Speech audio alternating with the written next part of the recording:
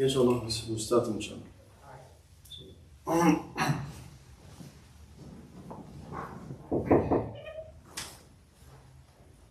We're starting.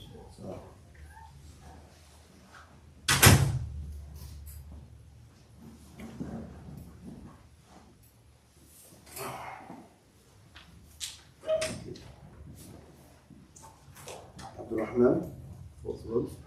تفضل. اسمه عبد الرحمن. زيارته ممكن.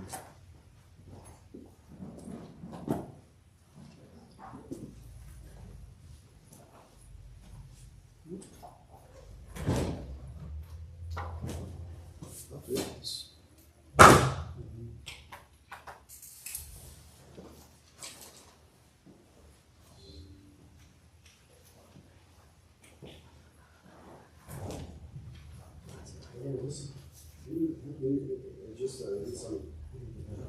Don't think about it. Just use your fingers. This one's not. And this sheet I want to.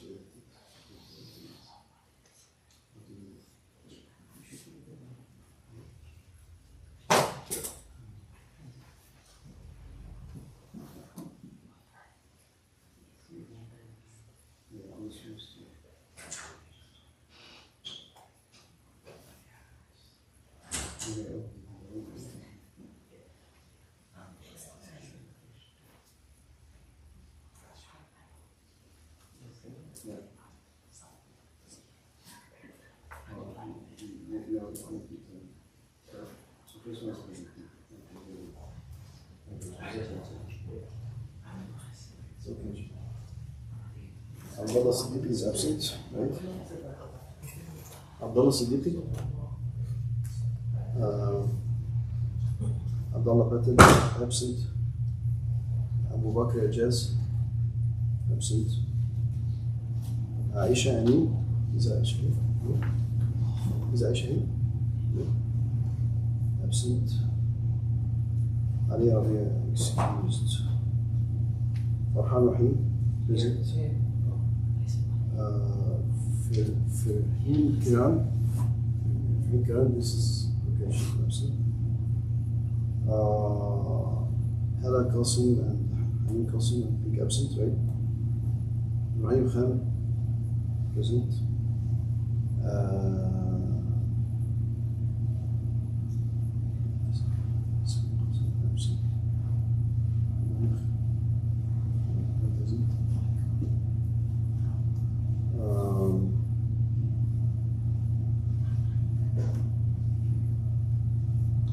Jalu absent, right?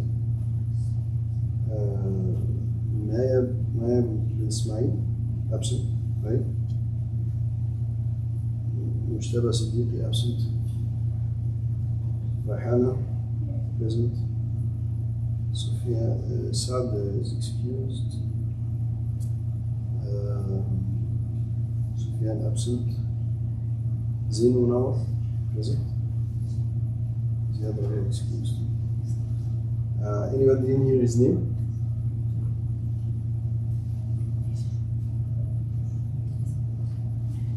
You didn't say some of our sisters' names. Some of the sisters' names weren't called. Oh, okay, just as.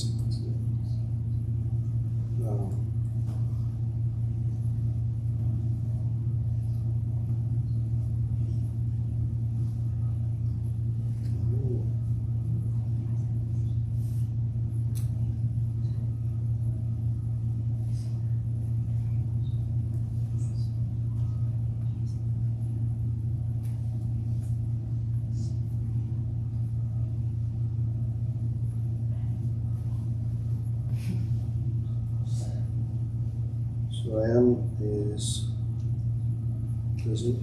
You were here on Sunday? No. You were absent? Anybody else in the board, other side? Didn't hear his name? Oh. This list is very. Ibrahim.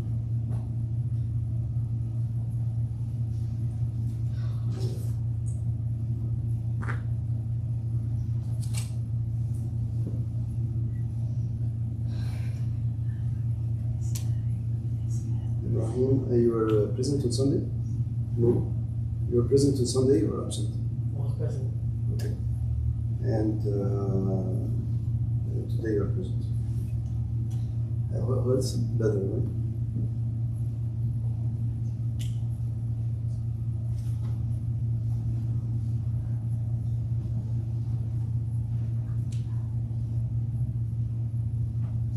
Better Ahmed, right?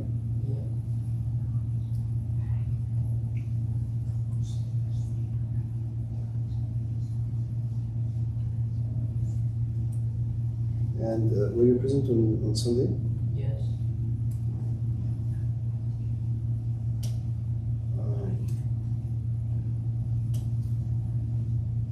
That's it for the boys. Everybody here is name, right? For the sisters, who name is? Sister? Oh, Tella?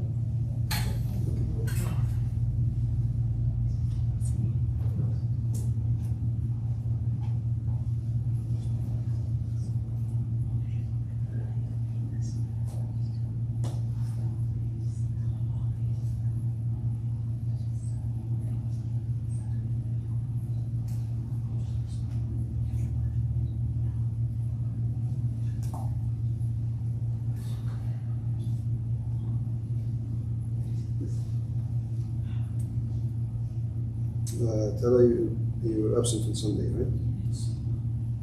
Okay. Anybody else? No? Additional?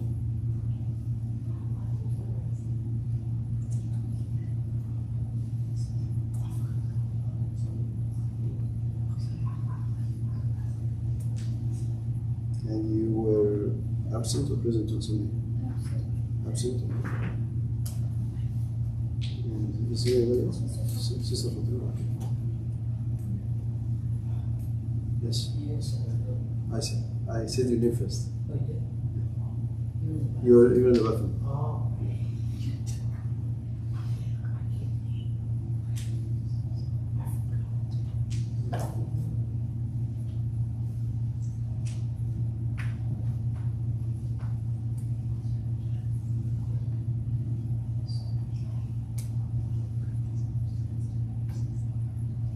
And Sister Fatima, you were absent on Sunday or you were present?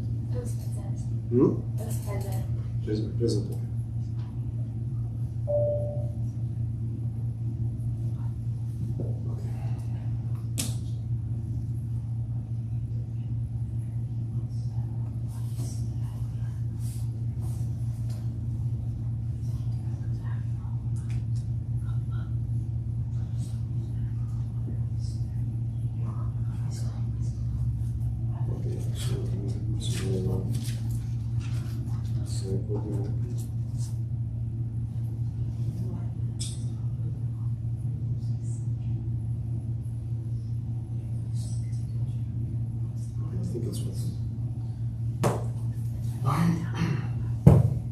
So second item is regarding the last week assignment.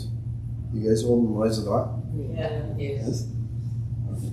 Let's go one by one, inshallah. Let's start with Z. So, Yeah, you're on the right. you say it first and I'll say it. Somebody else say it first. Anybody? Okay, Ibrahim. رضيت بالله ربا وبالإسلام دينا وبمحمد صلى الله عليه وسلم نبيا. Okay, good, mashallah. Alright. رضيت بالله ربا وبالإسلام دينا وبمحمد صلى الله عليه وسلم نبيا. You need to memorize it again, okay? For next week, this week and next week, okay? Farhan. رضيت بالله ربا وبالإسلام دينا وبمحمد صلى الله عليه وسلم نبيا. Good, mashallah. رضيت بالله ربا وبالإسلام دينا وبمحمد صلى الله عليه وسلم نبيا. Good, mashallah. رضيت بالله ربا وبالإسلام دينا محمد صلى الله عليه وسلم نبيا. Wabi Muhammad, okay? You have to as at the back. Wabi Muhammad, okay? Yeah. Repeat it again. رضيت بالله Okay, I will come back to you. Yes, Abdul Rahman. رضيت بالله ربا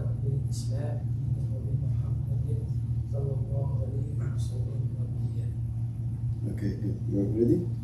رضيت بالله ربا وبالإسلام دينا ورضا محمدا. Okay, good. Next week, okay? You and then next week. Ibrahim Nouri. Was it start with again? What's your name? Did I get your name? Hadi. I don't usually come, yeah. I just come like that. Oh, okay. رضيت بالله ربا وبالإسلام دينا وبمحمد صلى الله عليه وسلم نبيا. Inshallah, good. So we have Ibrahim and Ibrahim Nouri, Zain, and but next time, inshallah, I will test you again, okay? What about Alishba? You were absent, right? But I'm You're not? Okay, then go ahead. رضيت بالله ربا وبالإسلام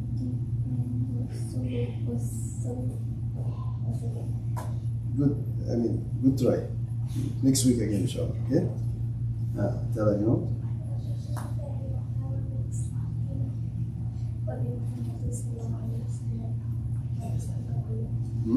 Muhammad sallallahu alayhi wa sallam? Okay, good, mashallah. Rayhan.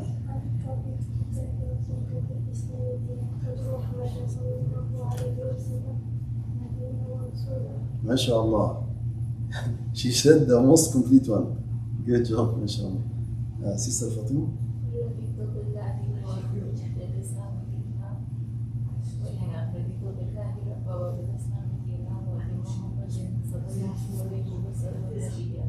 MashaAllah, good. Okay, so you guys, take a note, okay? For next time. Open the book, question.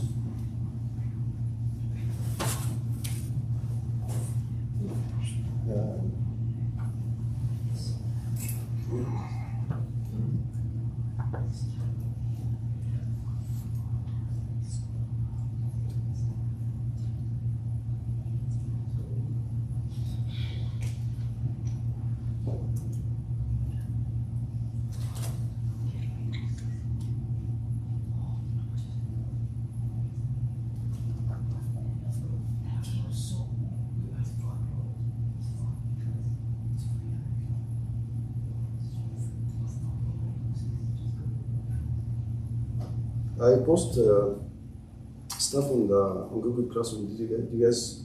I posted notes and things like that. Okay.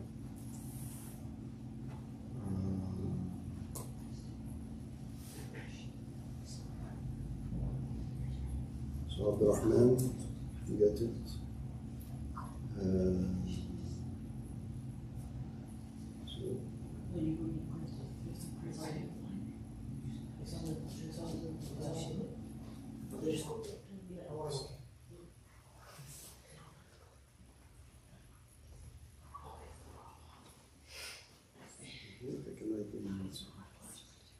Anyways, might be too complicated for me. Okay, I remember you guys. It's recorded actually, so I can remember from how the recording was. Okay, so Bismillah ar-Rahman ar-Rahim. Bismillah, alhamdulillah, sallallahu. So today, inshallah, we talk about another topic, inshallah, which is usually the first topic that is covered in the Tazkiyah. And it is, if you open the book of Al-Arqam, right, the book of Reviving the Islamic Sciences by Imam al-Ghazali, you find that this topic, the first topic that he covers, because it's very important. Now we are in a class to seek Islamic knowledge, and this Islamic knowledge is our way to Jannah, right? When you learn Islamic knowledge, this is your way to Jannah. So it's something very, very highly respected, you know. So it's very important to learn. First thing is manners of seeking knowledge.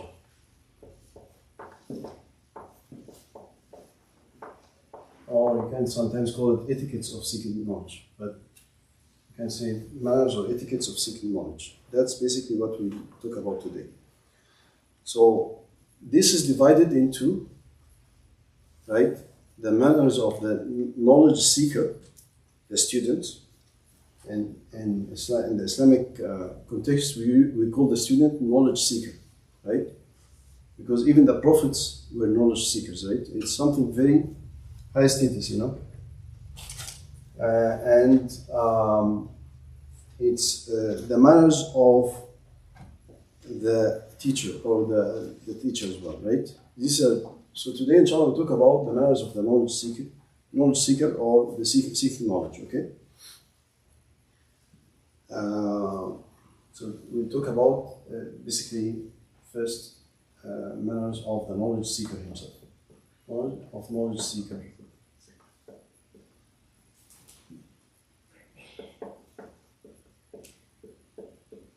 Or in brackets, student.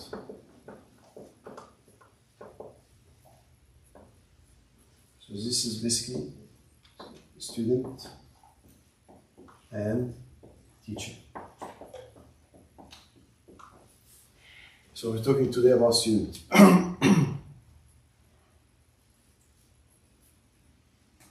The first manner of seeking knowledge, this is one of etiquettes of seeking knowledge, is purity. Purity internally and externally. Right? So, especially when you are seeking Islamic knowledge or you are seeking knowledge with an intention, so this secular knowledge, but with the intention, with Islamic intention, you want to apply these manners, okay? So, for example, if you're studying for your school, you know, and you have this intention that you want this knowledge to benefit the Muslims, you want to apply these manners. And the manners here, the first manner we talk about is purity internally and externally. Purity externally is basically, so externally is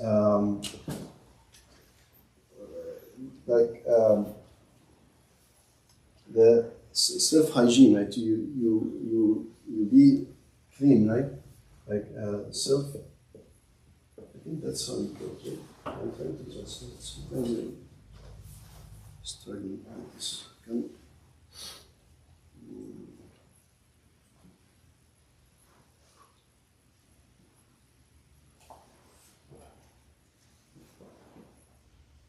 Yeah.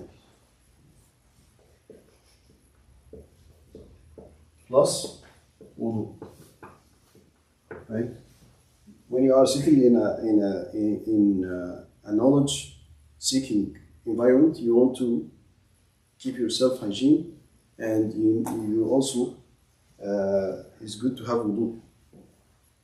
Imam Malik, when he used to teach, and students attending, you can, you know, smell good smell in the place of Imam Malik. You know, everybody's smelling something good because everybody is keeping their self-hygiene, you know, and wudu.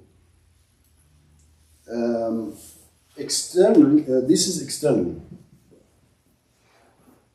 Internally, the internal purity refers to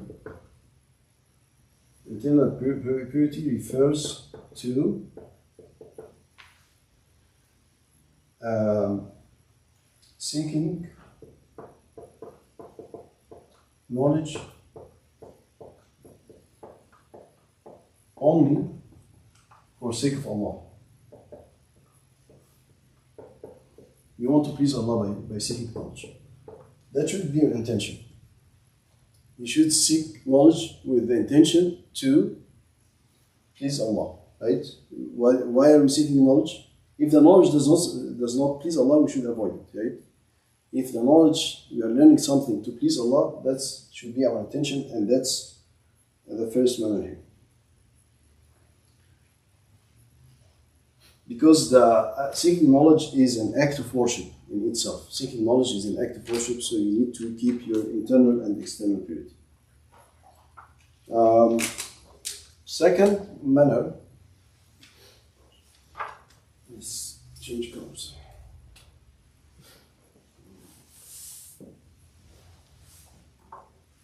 Two.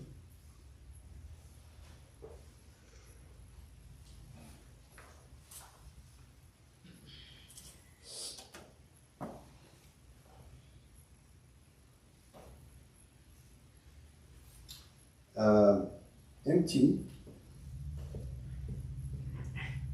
your heart from any distractions. So when you are seeking knowledge, you want your heart to be 100% present. You don't want to be distracted by anything, you know. So you should cut your relation with anything that distracts you when you are seeking knowledge, right? So that you absorb it, absorb as much as you could do from the knowledge, right?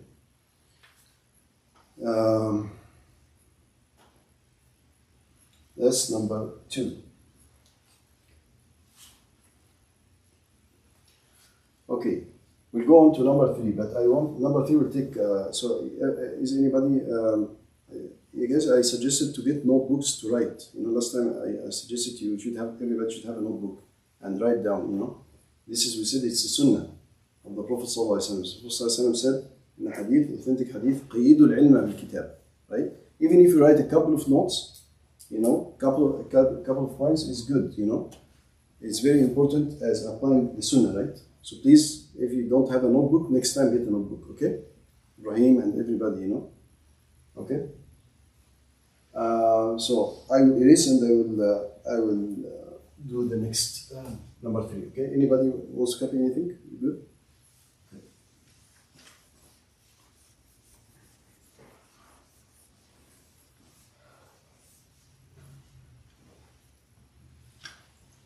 Three. Manners. This is a group of manners with the sheikh or teacher, basically. Okay, so first of this is to be humble. Be humble, right? Very important. Without being humble, you will not learn anything. If you are coming with an attitude that you already know, or attitude that that this is not important to me, or not being humble, you'll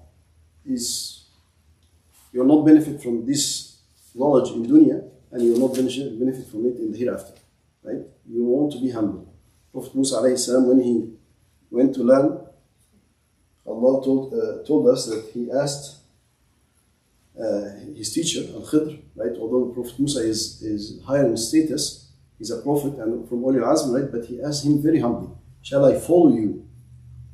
And you teach me something? He asked him very politely and humbly, right? So that's, number 1 is be humble. Number 2 is be polite. You need to be very polite with your teacher. I'm not talking about me, any teacher, that you're learning from them some Islamic knowledge, you need to be very polite with them. And the story narrated by Imam Hakim, who knows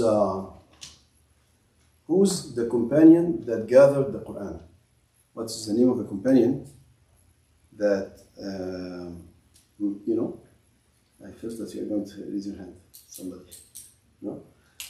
The companion that Abu Bakr Siddiq asked him to gather the Quran in one book. Zayd ibn Thabit? Yes, mashallah. Very good, mashallah. Zayd ibn Thabit. Zayd ibn Thabit was the companion that Abu Bakr Siddiq asked him to gather the Quran in one book, right? And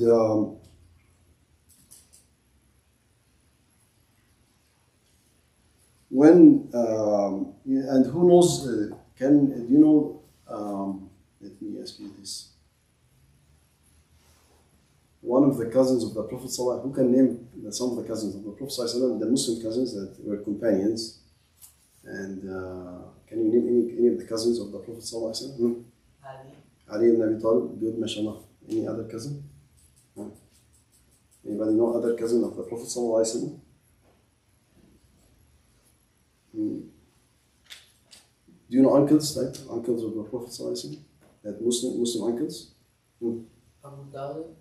Abu Talib was not Muslim, but he's one of the uncles of the Prophet ﷺ. Any other uncles that? Yes. Hamza radiallahu anhu. Who else? Another uncle that was Muslim. Do you guys know? No? An uncle of the Prophet ﷺ that was a Muslim. Al-Abbas. Have you heard about Al-Abbas before? Yeah, Abbas, right? Abbas was the uncle of the Prophet ﷺ. His son was called Abdullah ibn Abbas, right? Abdullah ibn Abbas was one of the companions that the Prophet ﷺ made dua for, right? He made dua for him to be very knowledgeable in tafsir, in explaining the Quran, right? And in fiqh, right?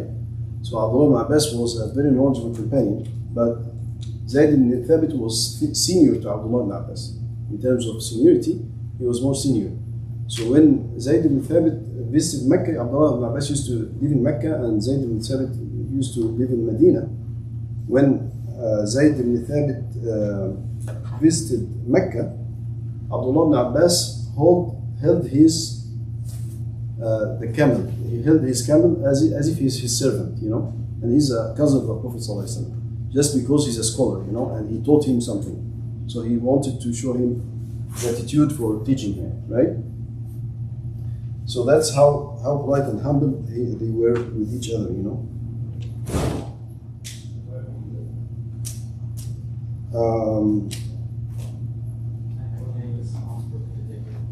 And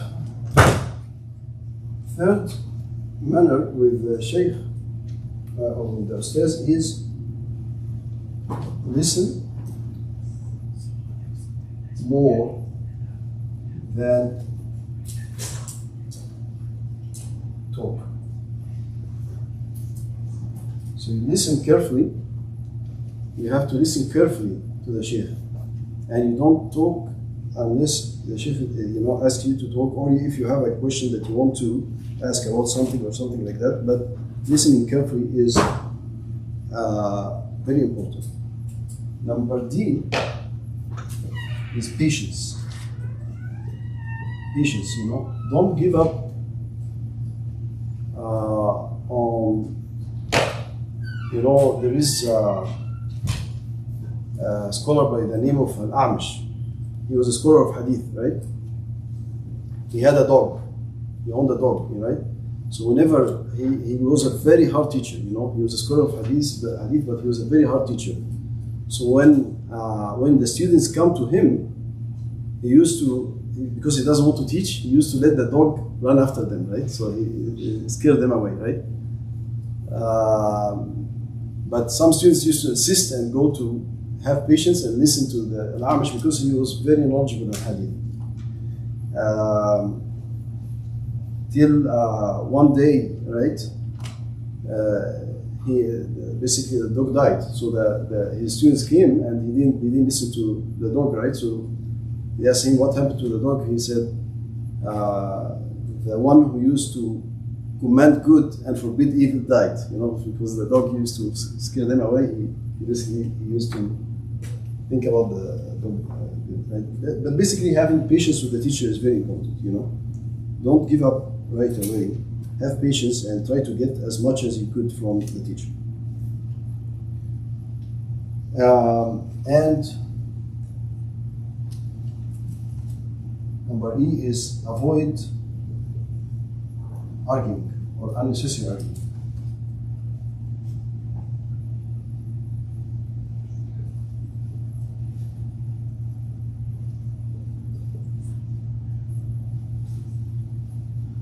So these are manners. These are 5 manners of the student with the teacher, right?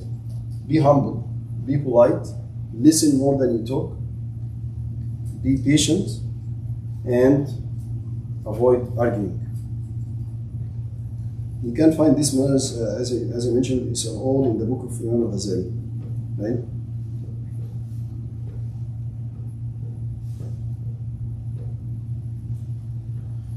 Okay. I will go on to number 4, okay? Anybody is covering something, or shall I move on? I will erase, okay?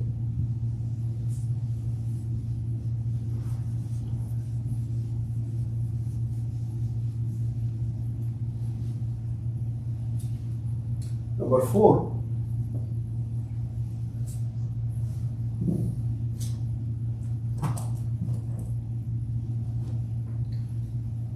If you have a choice, if the student seeker has a choice,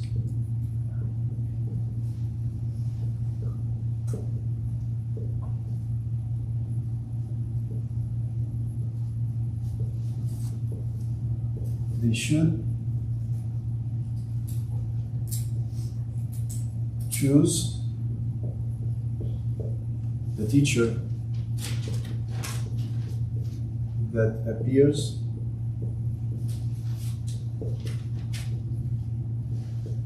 to have more taqwa.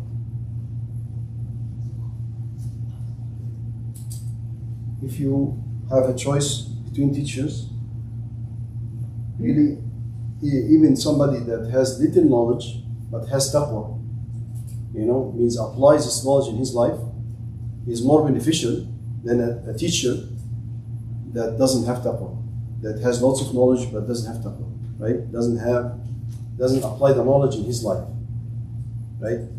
Because when you apply the knowledge, once you apply the knowledge, you are at another level of learning. If you keep the knowledge in your head and you don't apply it, it's not at the same level of learning, or you're not knowledgeable as a person that applies the knowledge in his life, no matter how much you read. Once you apply, and you even like in practice, right? You say, like, if you go to a job, right? Experience is not like reading in books, right? Similarly, everything in life is like that, in deen and so on. In the Islamic sciences, same thing. When you apply it, it's very different from, like, I remember in Ramadan, right? I had a brother that was correcting all the Qur'an, right? He was whenever we are reading in Taraweeh, he's just trying to correct the people, right? So I told him, okay, today you lead.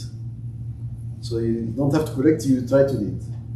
He couldn't read 2 verses properly, He couldn't read 2 verses properly of the Quran, So it's, as I said, like, knowing it doesn't matter how much you know. Once you apply it, it's at a different level, right?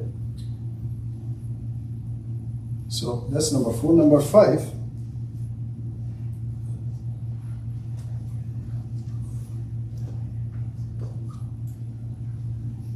Manners of the class.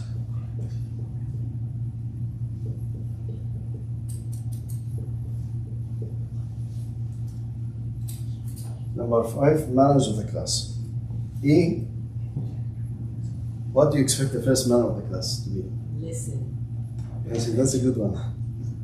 But we talked about listening to the teacher before, so something else. Do you guys have any other expectation? First manner, actually, in the class that Imam Ghazali mentions, is to write down. Write down the knowledge. That's what I've been emphasizing a couple of times, right? So, write down important points.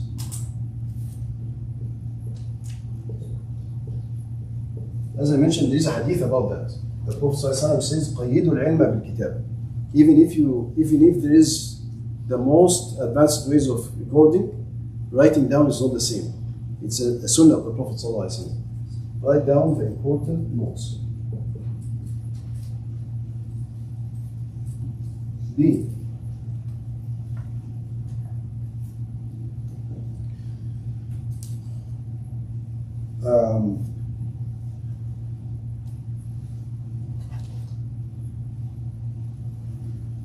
Take a good companion. Or make a good whatever. Basically, you should have somebody. Take a good companion. Have a person, seeking knowledge in a group is not like alone, right? When you have a friend that supports you and cares about seeking knowledge with you, it's something very different. It helps you a lot, having a good companion in knowledge. And this was a practice also from the time of the companions of the Prophet ﷺ. Do you guys know Ahmad ibn Hanbal, Imam Ahmad ibn Hanbal, right? Do you guys know him? Have you heard about Imam Ahmad ibn Hanbal? Right? Imam Ahmad ibn Hanbal, he memorized almost 1 million hadith, right? He had 1 million hadith memorized, right? 1 million means there's no 1 million hadith, right? But basically the change of narration, right? Each hadith, if you have the same hadith with 2 different changes of narration, this you call it 2 hadith, right? If you have different teacher, right, or one person different in the chain of narration, you call it a different hadith. We had 1 million hadith, and actually Musnad Imam al-Hanbal might be the biggest book of hadith that is available right now. Imam Ahmad ibn Hanbal, he traveled a lot seeking knowledge, right? A lot. He traveled a lot seeking knowledge and very far away distances. And he had a companion with him. He had always a companion with him. Does anybody know the name of the companion of Ahmad ibn Hanbal? That might be a hard question. He had a companion by another scholar by the name of Yahya ibn Ma'in, right? Yahya ibn Ma'in. So Imam Ahmad used to memorize the hadith, and Imam Yahya ibn Ma'in used to check the chain of narration. So he used to tell him about who is in the chain of narration and whether these people are authentic or not. So they used to work together. Basically, they used to complement each other. Without the help of Yahya ibn Ma'in, you might have not seen that level of work of Imam Ahmad ibn Hanbal. So having a good companion or somebody that's serious about knowledge makes a big difference, right? This is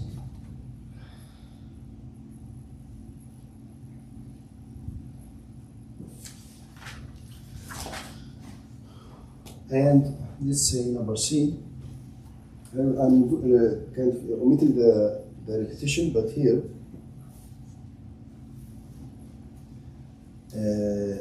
persistence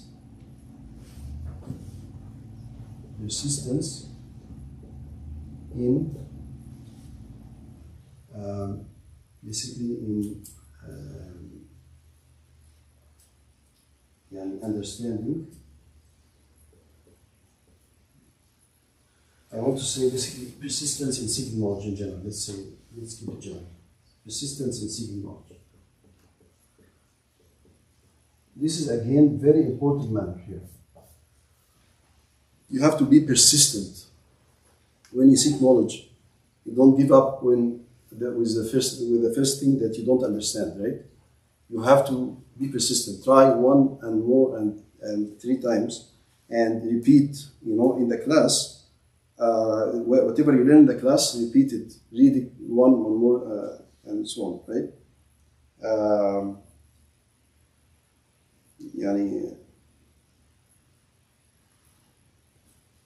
Examples are mentioned here, for example, for the students of Imam Abu Hanifa, Abu Hanifa used to revise the lesson 90 times, right? And every time they maybe add some more note or something, 90 times. That's a lot, Okay, so persistence in seeking knowledge. These are the manners of the class, okay? I move on, okay?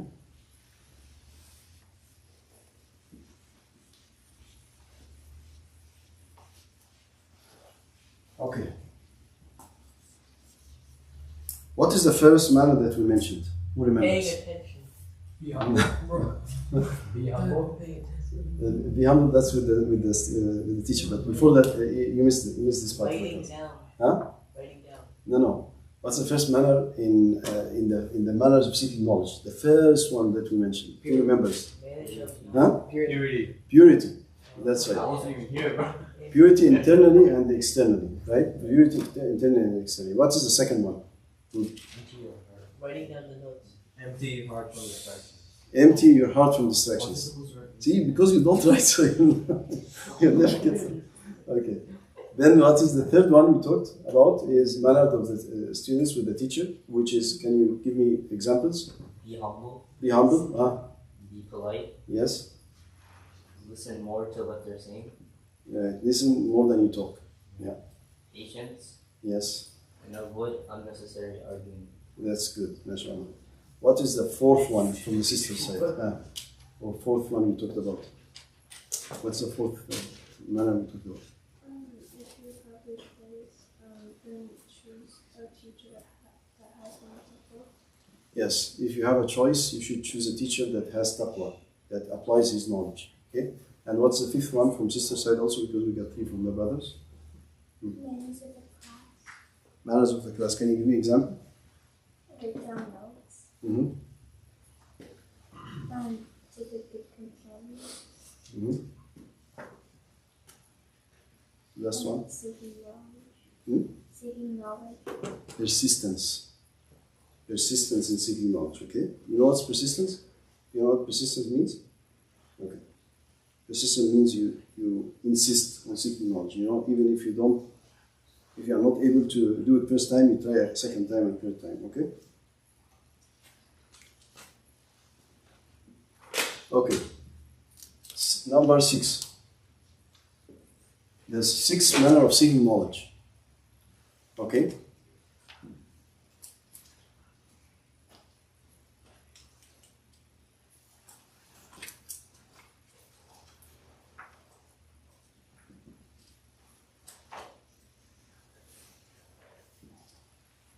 Perfect one way before branching.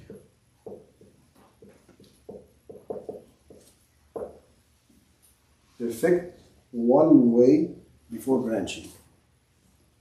You know, some people, they want to, for example, learn the Quran, and they want to say, okay, we are going to learn the Quran in the 10 different recitations, you know, or different things. Perfect one way of the Quran before you learn the different Quran. If you want to learn fiqh, right? Perfect one madhab before you want to learn the four madhabs, right? You have to perfect one way before branching, okay? Perfect one way before branching. Is this clear? Okay. 7.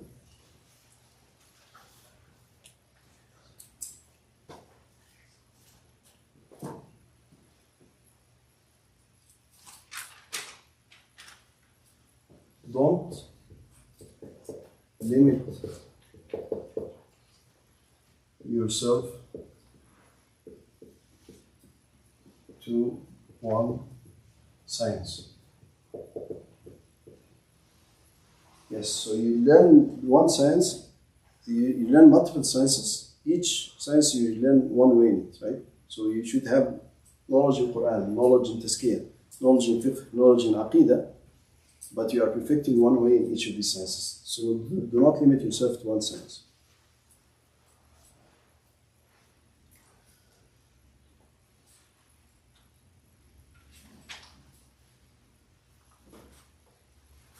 Number 8,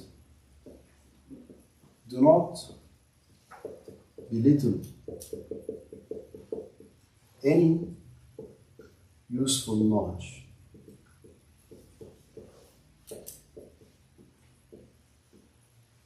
You know, we need all kinds of knowledge here. Like we need, for example, plumbing, right? You do not belittle the plumber, right? Because he's doing a very important job, and he has knowledge that you don't have sometimes. You know, the electrician, right? And similarly, in Islamic sciences, do not belittle any Islamic science. You know, scholars that learn, different Islamic sciences, do not look down at any, the grammar or Arabic grammar or whatever, or fiqh or aqidah or tazkiyah. Each science is important. Each speciality in science is important. So do not belittle any Islamic science. Okay.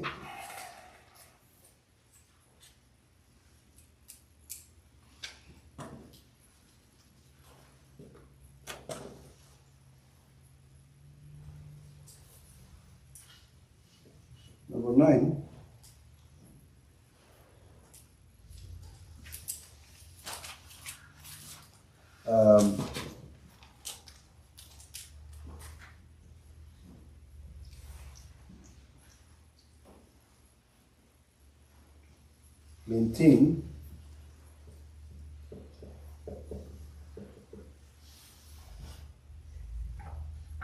Maintain the practice of reviewing your knowledge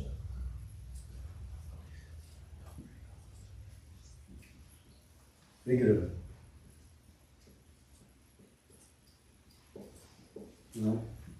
For example, I talked to you about last time about reading even a small portion of Quran every day, right? Reading, if you're reading a hadith, for example, you read the hadith. If you're learning something in Tazkiyah here, it's good to review it, from time to time. For example, even if you learn, because otherwise, first of all, you want to practice it. Second of all, you want to review it so that you are able to practice it and learn more about it. Okay, so maintain the practice of reviewing the knowledge regularly. Okay.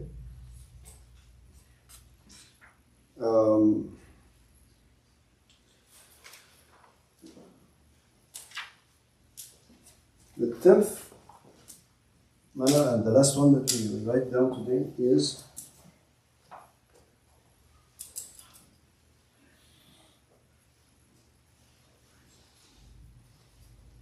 you want to say basically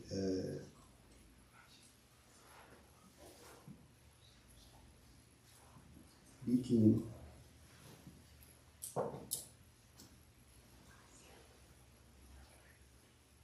to go out for seeking knowledge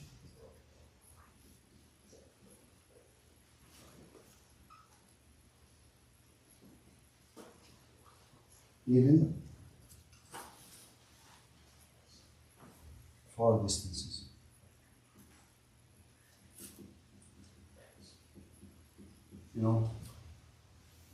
This is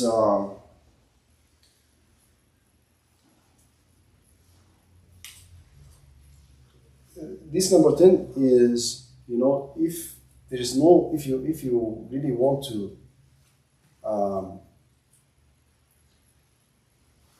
if you want to reach at least the and some scholars, they are very humble, they say that, if you want to be called really a knowledge seeker, you want to have at least one trip in your life where you go to a scholar or visit somebody, that is not, that has knowledge, and you go out to them in a trip and learn from them, even if the distance is far,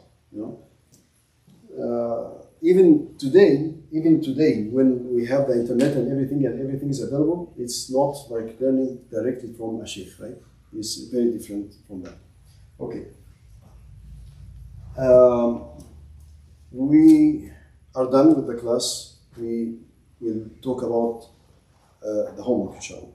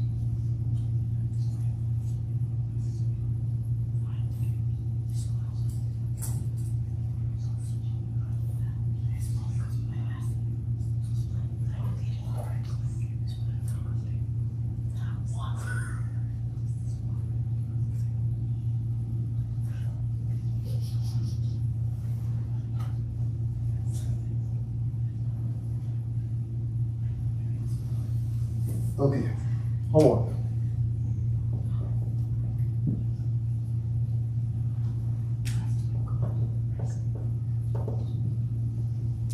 First thing is read verses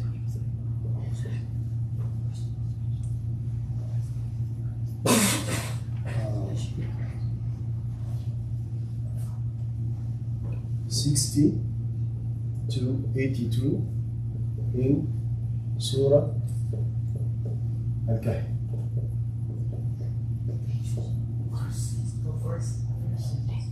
Okay? So number one, you have to read these verses, okay? Do you know what these verses talk about? Does anybody have a guess? تزكية. Yeah. خضر المتعسى. MashaAllah, good, man. It talks about Sayyidina Khidr and Sayyidina Musa alayhi salam, right?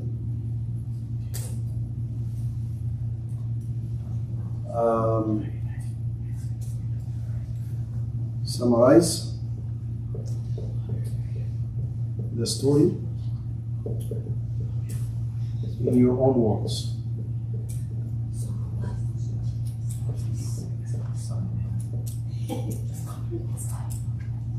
Summarize the story in your own words. It's clear? I heard somebody saying summarize. Is it not clear? Yeah. It's clear? You understand what it means? Okay. Summarize the story in your own words. Extract 3 manners of the seeker of the knowledge. What's up? Any questions? Okay, I hear lots of whispering, so I use only. Extract 3 manners of the knowledge seeker from the story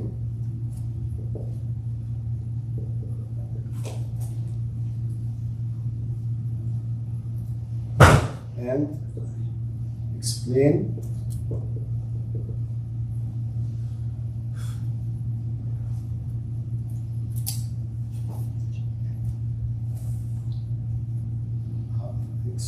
basically how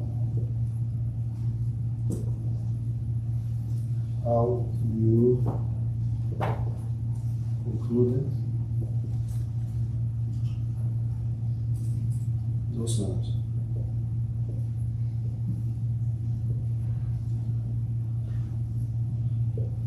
You can do it on the computer if you want. You can just write it on the computer. This is can be, I think, yeah, but it will not be less than a page, right? So I don't want you guys to write only, it's about maybe, I don't want to limit you, but don't write very brief. Sometimes you write one sentence. I don't want one sentence. I want explanation, okay? So yeah, this should be in, let's say, this should be in at least 1 page.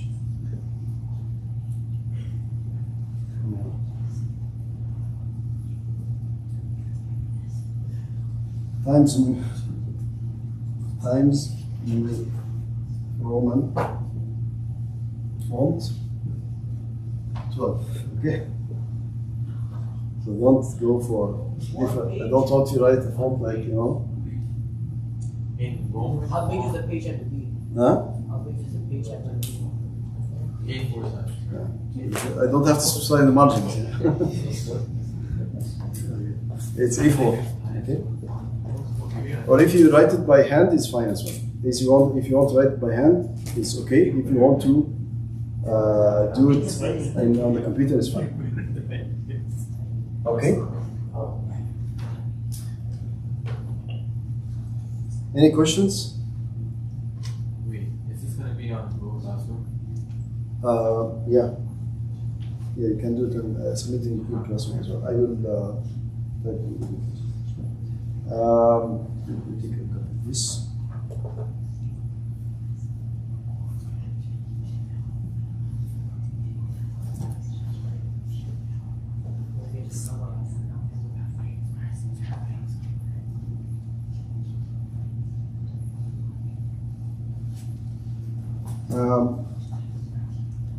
Okay, now we will again practice as I mentioned, it's very important. Part of Tazkiyah, why I focus on this?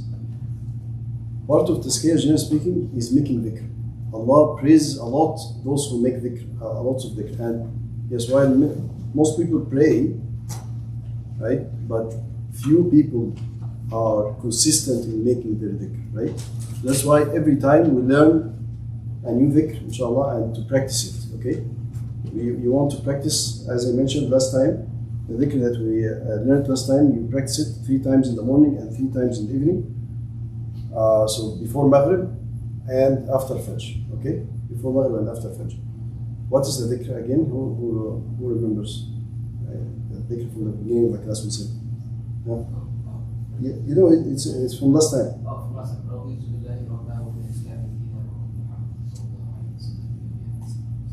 Yeah, let's say it all together, inshallah. I will say and you repeat after me, inshallah. We do that dhikr and inshallah we learn another dhikr and we are done, inshallah. And let you guys get ready for that, inshallah. رضيت بالله ربا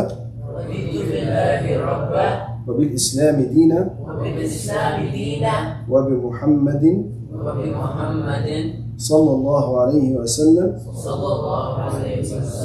نبيا ورسولا رضيت بالله ربا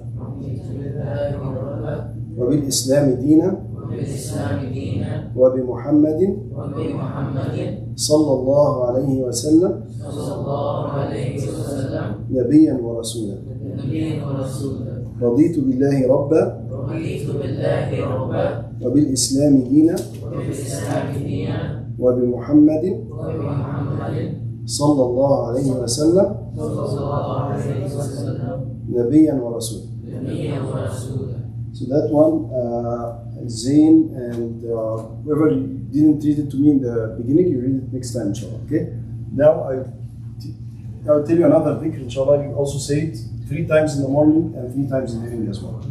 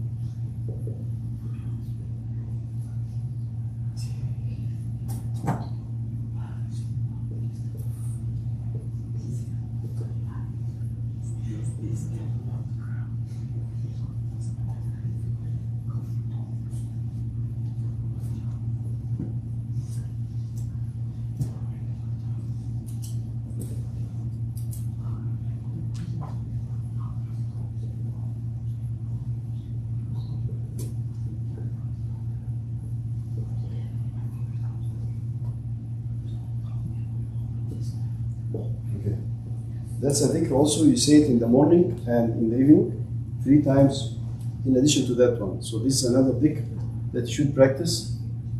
I read it, inshallah. It says, Bismillah. Bismillah. الذي لا يضر مع اسمه شيء في الأرض ولا في السماء وهو السميع العليم. It means in the name of Allah that nothing harms with His name in earth nor in heavens, and He is all hearing, most knowledgeable. This dhikr, the Prophet ﷺ says that if you say it, nothing will harm you, and that if you say it in the evening, nothing will harm you in that evening, and if you say it in the morning, nothing will harm you on that day, right? So you say it 3 times in the morning and 3 times in the evening as well. So let's repeat it, inshallah, 3 times, another 3 times, inshallah, and try to memorize it for next time as well, inshallah. Okay. Bismillah. الذي لا يضر مع اسمه شيء في الأرض ولا في السماء وهو السميع العليم. بسم الله الذي لا يضر مع اسمه شيء في الأرض ولا في السماء وهو السميع العليم. بسم الله الذي لا يضر مع اسمه شيء في الأرض ولا في السماء وهو السميع العليم. Now, when you say this adhkar, you should always think about the meaning and feel it, feel make your heart present. You have to have your heart present when it's not only your tongue, right? Your heart has to be present. As we mentioned last time, it's very important when you are reading Quran, when you're doing this, you have your heart present in this adhkar, and it makes a big difference in your day and in your life in general. جزاك الله خير. سبحانك اللهم وبحمدك نشهد ان لا اله الا انت نستغفرك ونتوب اليك. ان شاء الله we're going to be shortly.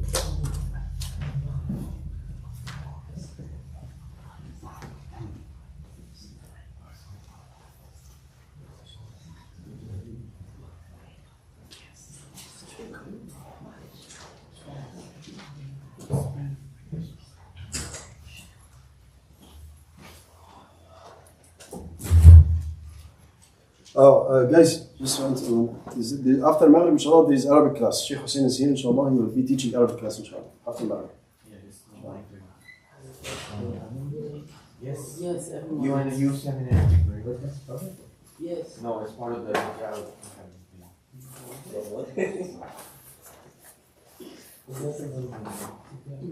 Obviously, it's part of this. I didn't wait. Seminary. It's It's 4. The CM, the second,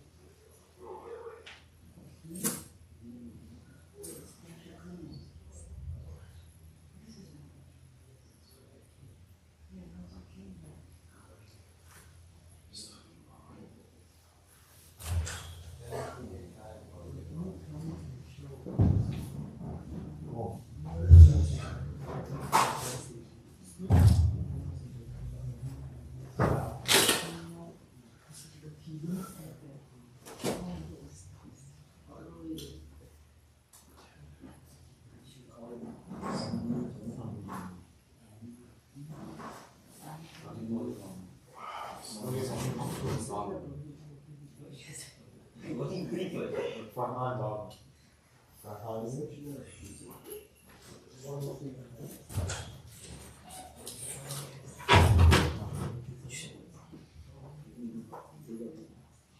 No, Farhan is on.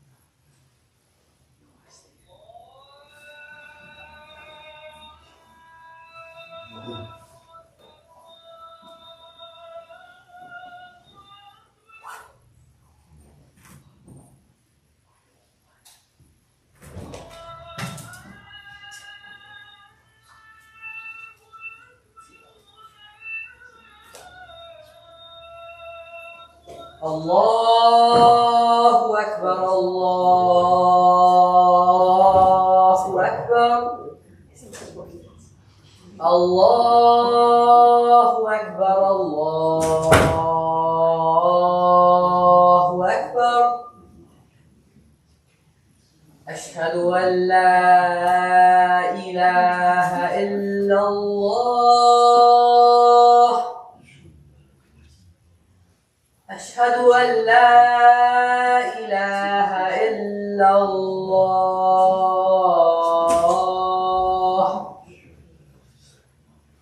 أشهد أن محمدا رسول الله أشهد أن محمدا رسول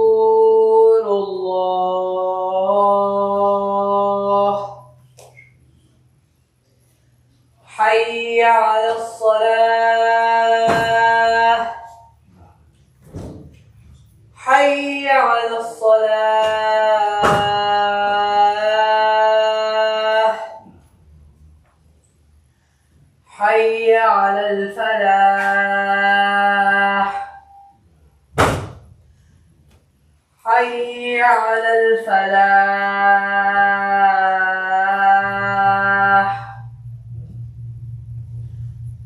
الله أكبر الله أكبر لا إله إلا الله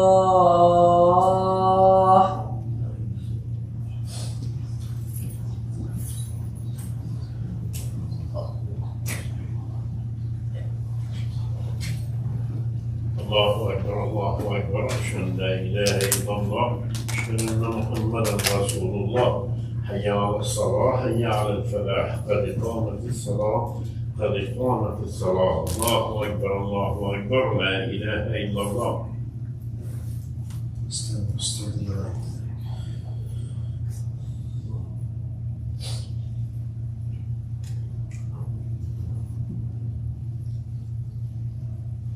الله أكبر.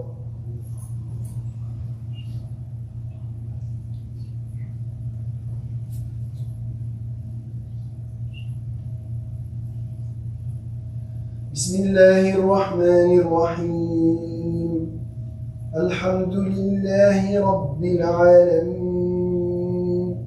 الرحمن الرحيم مالك يوم الدين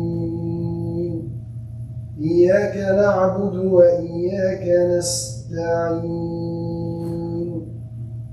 اهدنا الصراط المستقيم صراط الذين أنعمت عليهم غير المغضوب عليهم ولا الضالين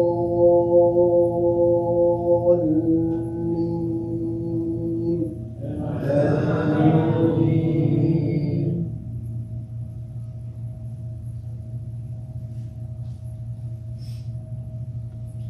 بسم الله الرحمن الرحيم تبارك الذي بيده الملك وهو على كل شيء قدير الذي خلق الموت والحياة ليبلوكم أيكم أحسن عملا وهو العزيز الغفور الذي خلق 7 سماوات طباقا ما ترى في خلق الرحمن من تفاوت وارجع البصر هل ترى من فطور ثم ارجع البصر كرتين ينقلب إليك البصر خاسئا وهو حسير ولقد زينا السماء الدنيا بمصابيح وجعلناها رجوما للشياطين وأعتدنا لهم عذاب السعير وللذين كفروا بربهم عذاب جهنم وبئس المصير إذا ألقوا فيها سمعوا لها شهيقا وهي تفور تكاد تميز من الغيظ كلما ألقي فيها فوج سألهم خزنتها ألم يأتكم نذير قالوا بلى قد جاءنا نذير فكذبنا وقلنا ما نزل الله من شيء إن أنتم إلا في ضلال كبير وقالوا لو كنا نسمع أو نعقل ما كنا في أصحاب السعير فاعترفوا بذنبهم فسحقا لأصحاب السعير. الله أكبر.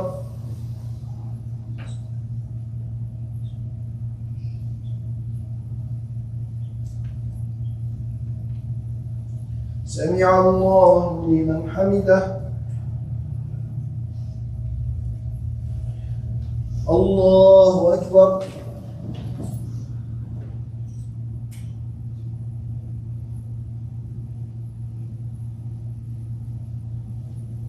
الله أكبر.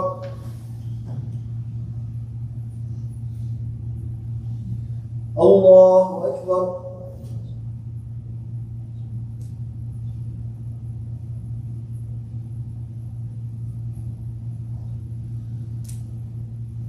الله أكبر.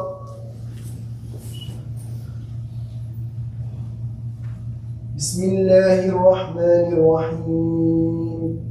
الحمد لله رب العالمين الرحمن الرحيم مالك يوم الدين إياك نعبد وإياك نستعين اهدنا الصراط المستقيم صراط الذين أنعمت عليهم غير المغضوب عليهم ولا الضالين.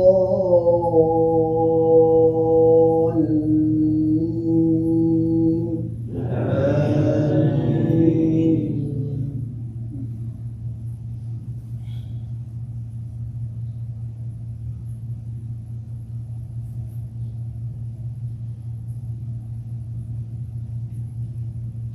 إن الذين يخشون ربهم بالغيب لهم مغفرة وأجر كبير. وأسروا قولكم أو اجهروا به إنه عليم بذات الصدور. ألا يعلم من خلق وهو اللطيف الخبير. هو الذي جعل لكم الأرض ذلولا فامشوا في مناكبها وكلوا من رزقه وإليه النشور. الله أكبر.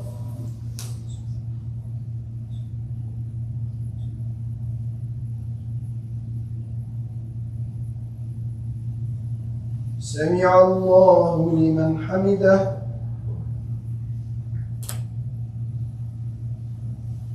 الله أكبر.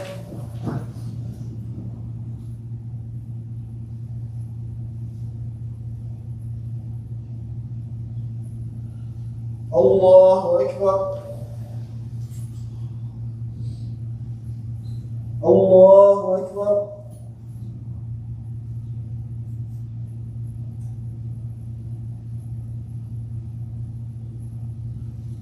الله أكبر.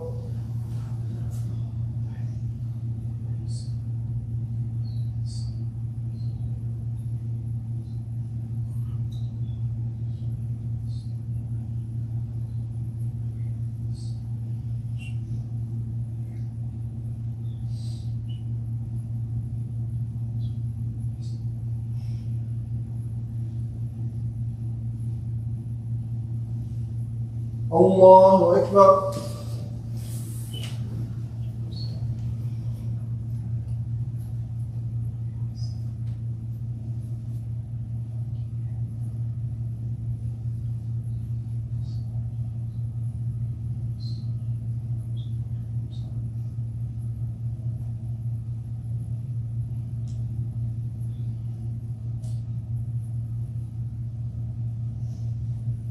الله أكبر.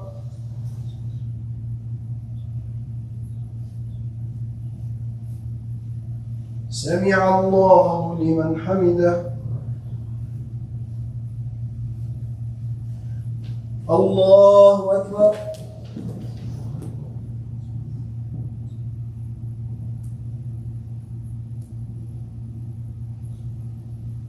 الله أكبر.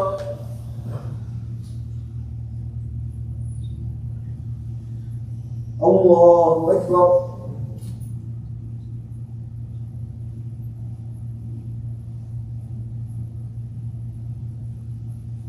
الله أكبر.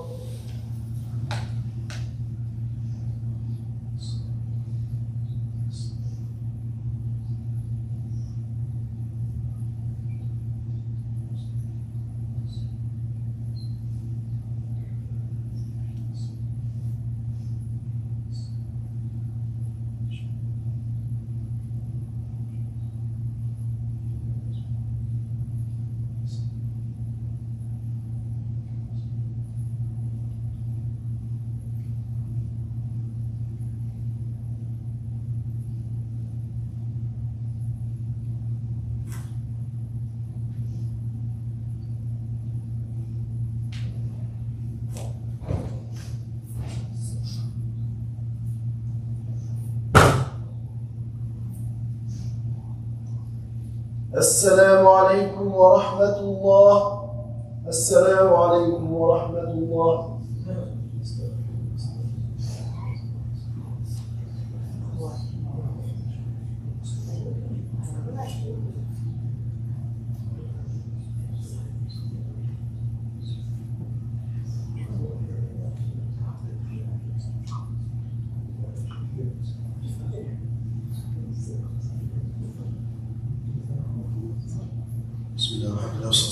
Just a reminder to our youth, inshallah, after Sunnah, Sheikh Hussein, inshallah, will start his class on Arabic grammar, inshallah.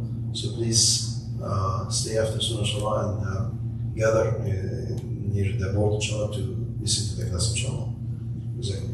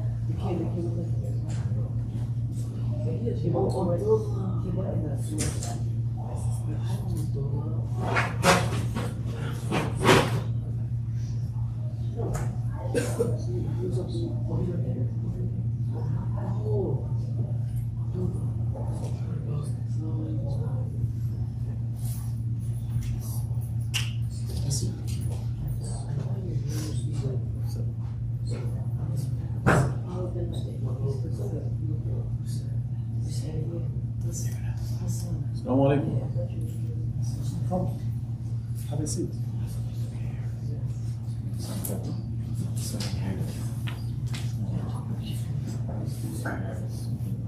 Is this on? Maybe. I don't know.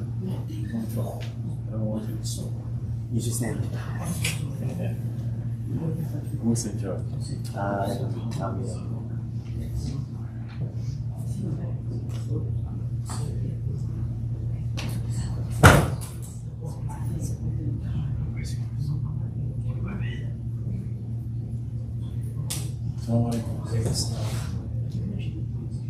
Is this on? It's the red light. Might be live streaming. It's a video. Might be live streaming. It should be. Does anyone know whose phone that's connected? Someone, is this on? Yes.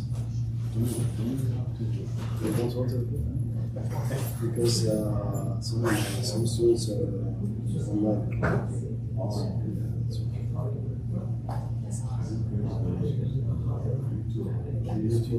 You can have a video if you want. You can have a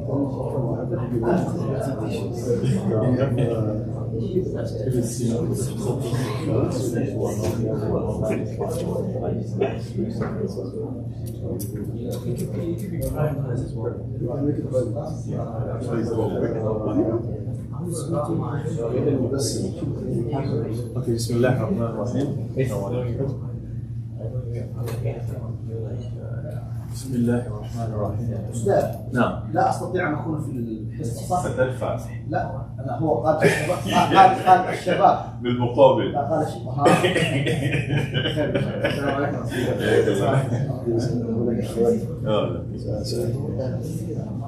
بسم الله الرحمن الرحيم. الحمد لله رب العالمين والصلاة والسلام الأتمان الأكملان على نبي الهدى نبينا محمد صلى الله عليه وسلم وعلى آله وصحبه وسلم. What are we doing today? Arabic. Why is it important to study Arabic? Why not Urdu?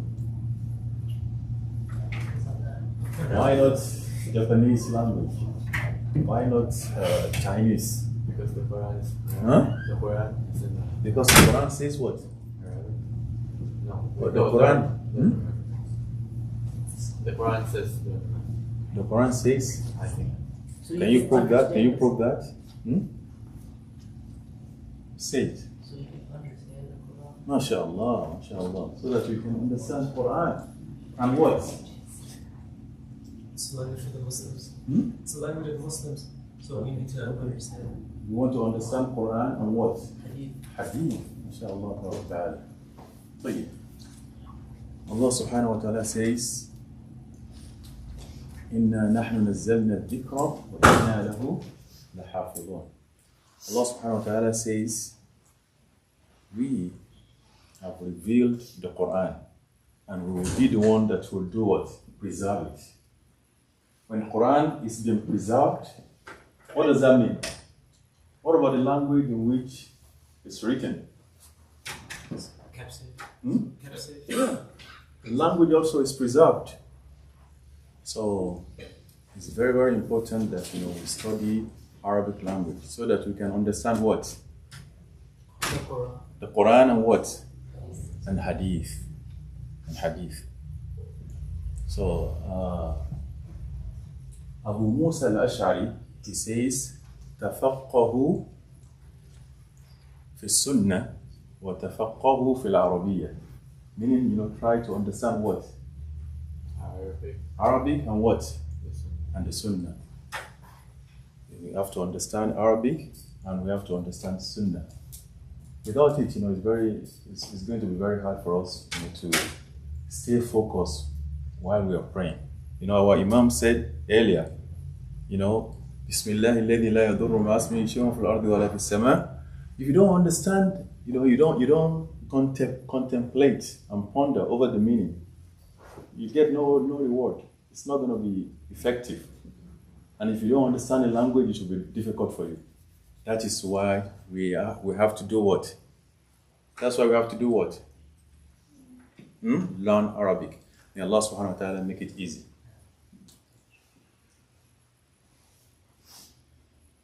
Arabic. Okay, who can read this? To show you the importance of Arabic language. Who can read this? Can you read? Read, please. أكرم الناس أحمد. Again? أكرم الناس أحمد. Akram. Me or Akram? Which one? You have to choose one. There's no tashkil. You put it. That's your responsibility.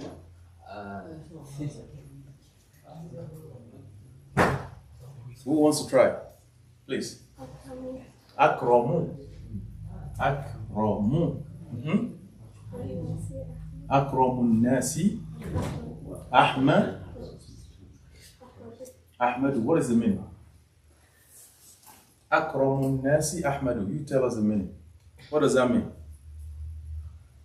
Akramun nasi Ahmadu. Now.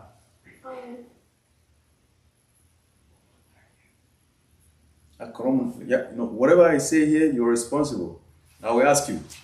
You have to write everything down. Akramun nasi Ahmadu. What is the meaning? Ahmed is greatest.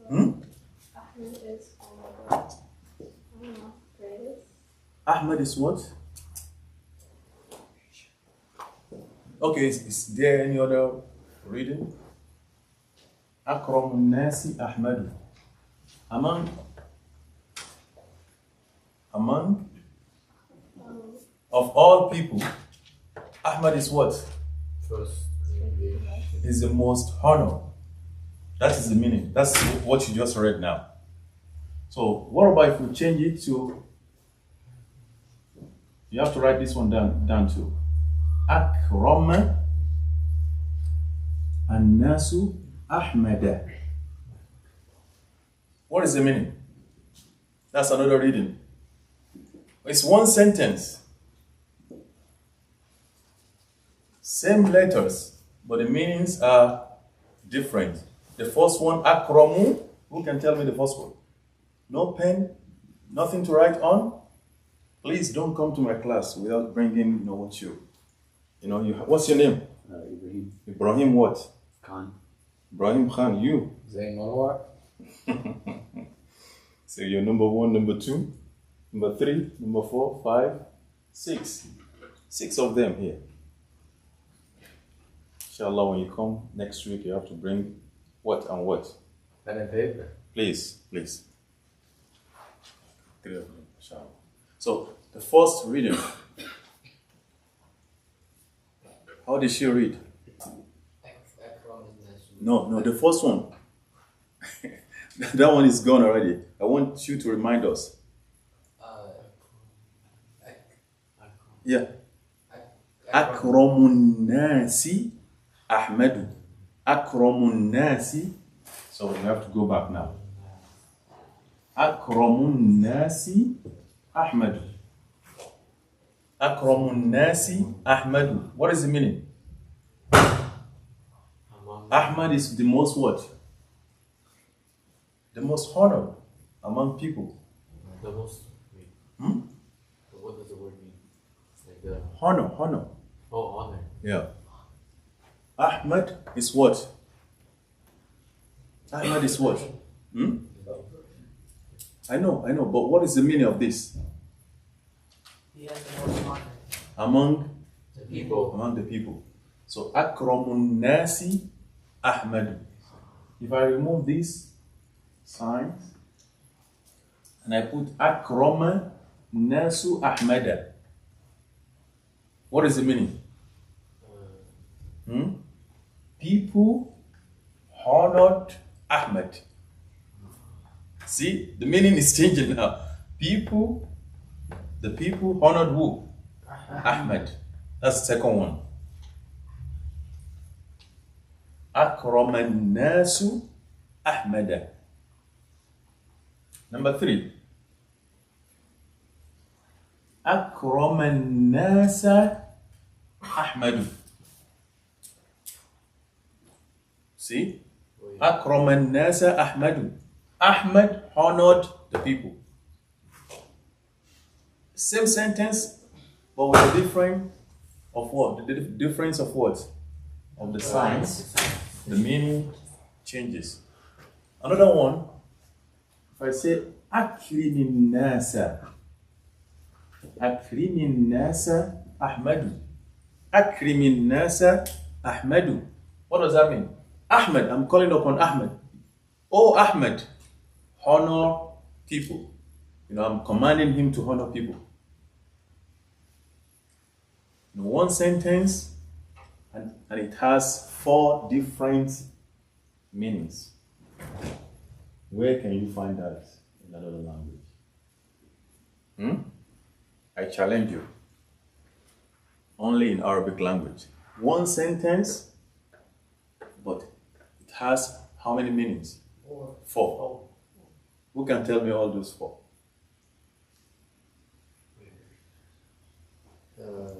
The first one is among all people. Among people, Ahmed has the most honor. The fourth one is, oh Ahmed, honor people. Yeah, that's it. The second one is among people. Ahmed honors people. Honored people. Honored, past tense. And all people honored Ahmed. But that's if we are studying English. We're not studying English. You have to say it in Arabic. You said it in English only. Our focus is not English, it's Arabic. So, can you try again? In Arabic. Akramun. Okay, let me write 4 of them. Yeah. Number 1. Akramun Nasi.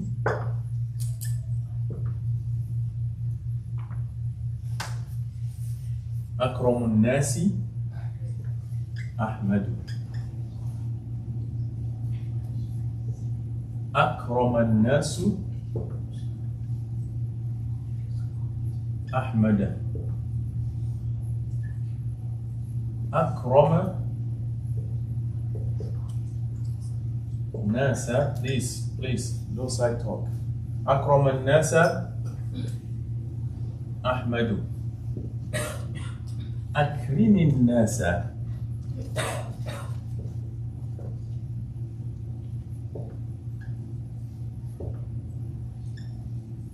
Ahmadu.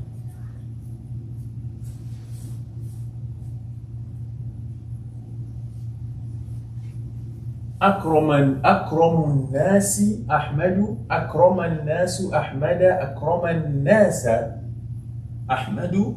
Akrimin Nasa Ahmadu. The meaning, can you tell us the meaning? How many of you there? 4? Yeah. Akramun Nasi Ahmadu. What is the meaning? Number 2? Number 3?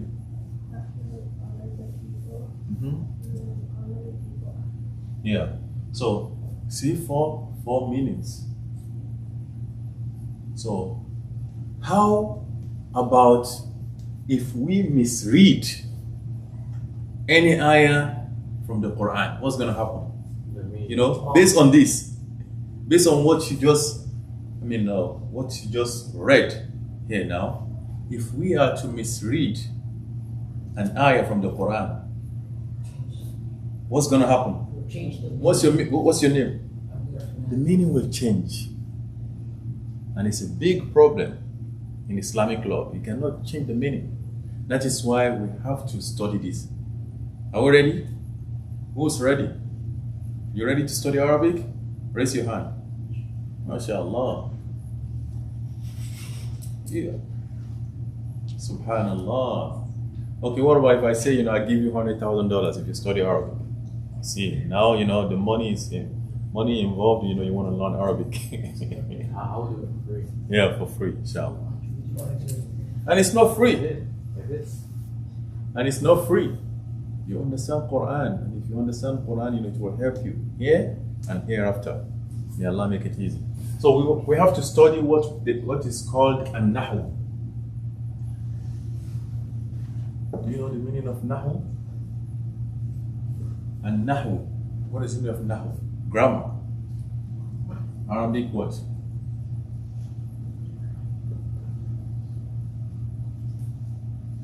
Oh, it's called syntax.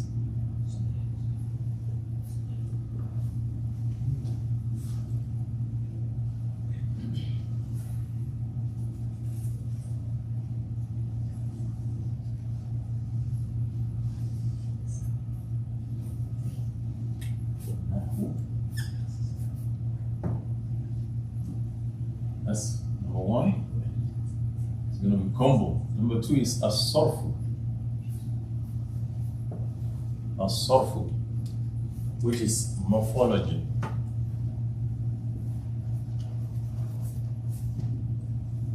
So what is the definition of an-nahu?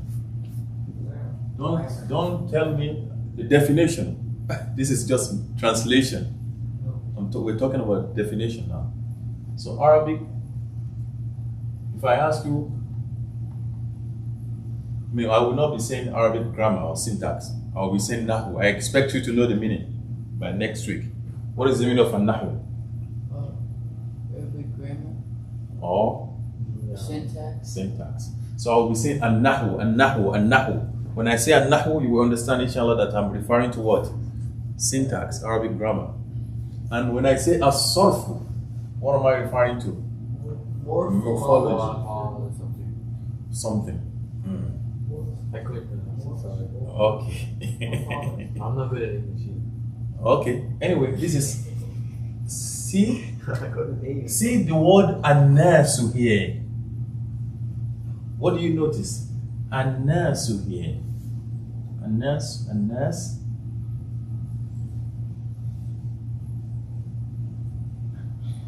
What do you notice here? It's the same nas. What do you notice? Quickly, no time. Pattern. The same letters. The same letters. Thank you very much. See, the same letters. Sin. What is the difference here and here? Same letters, but something. Do you see any differences? What and what? They have different hierarchy. So, Signs. Sand. What do we call this?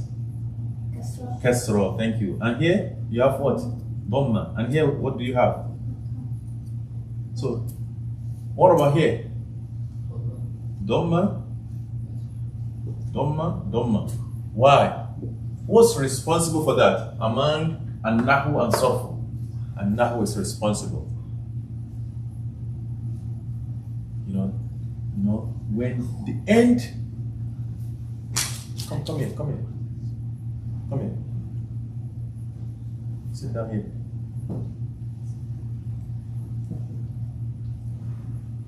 تغيير النحو. This is the definition of النحو. تغيير أحوال أواخر الكلم باختلاف العوامل الداخلة عليها لفظا أو تقديرا. The changing of what? The end, the last letter of the word. The signs, the sign, from kasra it changes to dhamma, from dhamma it changes to fatha. Nahu is responsible for that. The study that focuses on what? Not the last letter itself, but what? The sign. The sign on the last letter. The sign. be it kasra or dhamma or fatha. Nahwu is responsible for that. What's your name? You. What's your name? Farhanu. We can say Farhanu, dhamma at the end. And we can say Farhana, fatha at the end. And we can say Farhani. You know, the way it changes from kasra to dhamma and dhamma to fatha, that's nahwu. What's your name? Ibrahim. Ibrahim. Ibrahimu. Ibrahima. So that's nahwu. Are you shaking your head? What's your name? No. Tell me your name. Abdullah. Huh? Abdullah. Abdullah. So that is the definition of an-nahwu. What about sarfu? Who can tell me the definition of sarfu? Okay. Vocabulary. No. Who can tell me? So, An-Nahwu is the signs and Sign where? You can see, pay attention, you know, the sign here. What about this letter, the first letter here? This is a word. It has not changed. Has anything changed here? No. What about the second letter? What about the third? What about the fourth? Only the last letter. Nahwu is responsible for what? The signs on the last letters. See? Only the signs. But sarfu is responsible for what? The entire structure of the word. Do you get it or you don't get it? What did I just say? What is the difference between a nahwu and a sarfu? An-Nahu is the structure. No. Sorry. Why are you laughing? I didn't laugh. Why are you smiling? Okay, what is the definition of a nahwu? It's the signs at the end of the word and like the last letter. Thank you very much. What about sarfu? A sarfu. I told us. I was writing it down. Okay. A sarfu, the structure of the whole word. the structure of the whole word. For example, you know, see, you can see here that akramu. Here also akrama. But here akrim, akrim, here only nahu.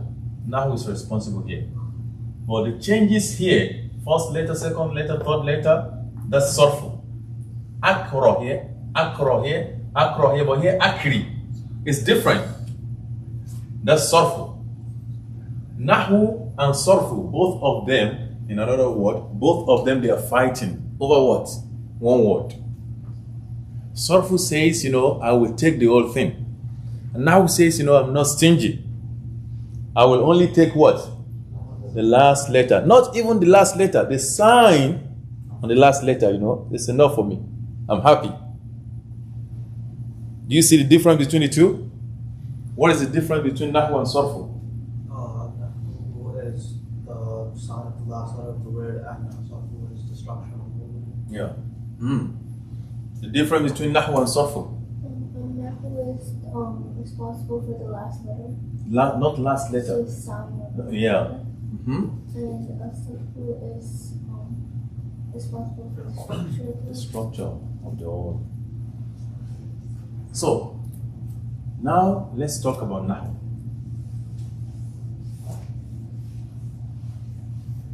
We are doing Nahu now. You know what we're doing now? If you understand, we might have, maybe we'll have 2 classes. But if you understand, you follow me, you understand everything, inshallah, you will be, the advanced class.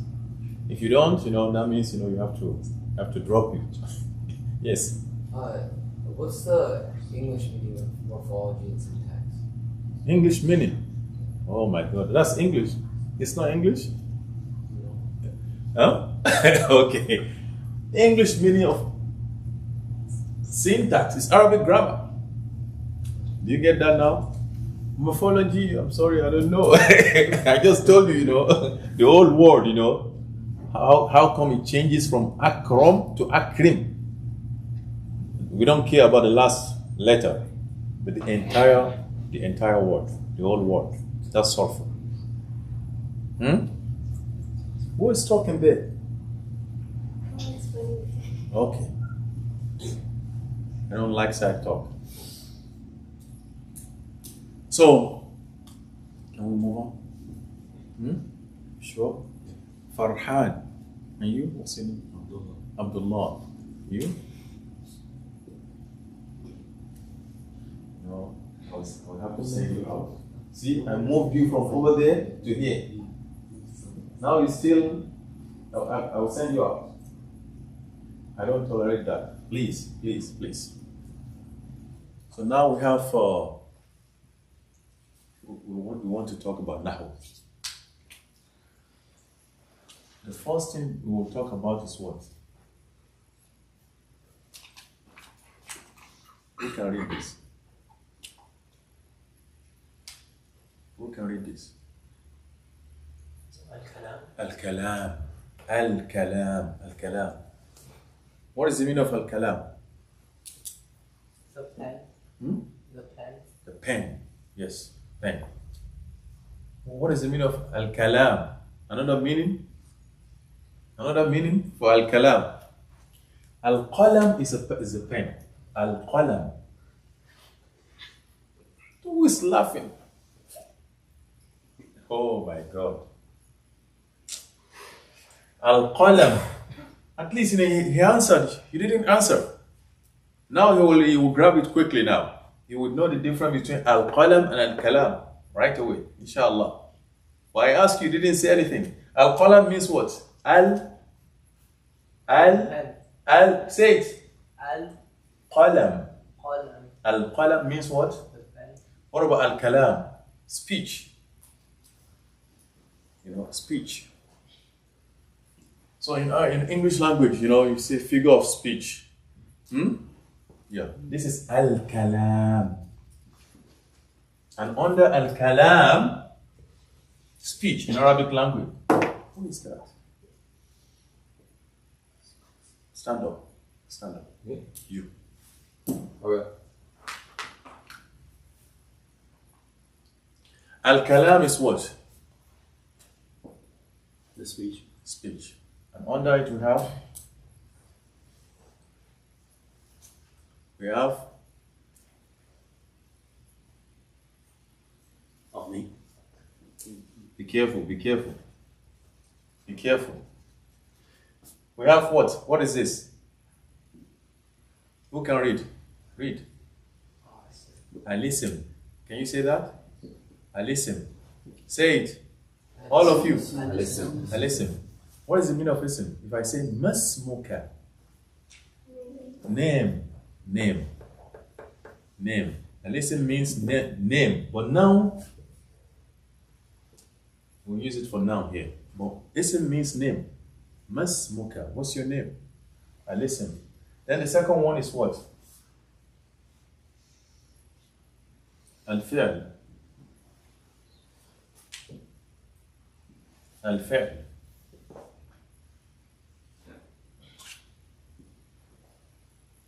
And we have Al-harfu.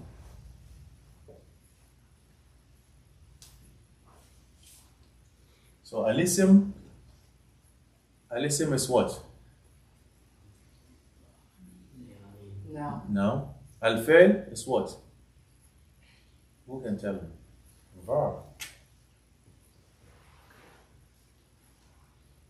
So what is the definition of isim? No, it's just translation. That's not definition. The translation of al-isim is noun or name. But al-fi'l is verb. But let's define al-isim. So, and we will define it, by saying, how do we identify in a sentence? How do we identify al-isim? How do we do what? This is a question. ما هي علامات الاسم? ما هي علامات الاسم? How do we identify ism, the noun? You know, there's a, for example, قل هو الله أحد. How do I know which one is noun and which one is verb? How? We'll tell you now. Number one,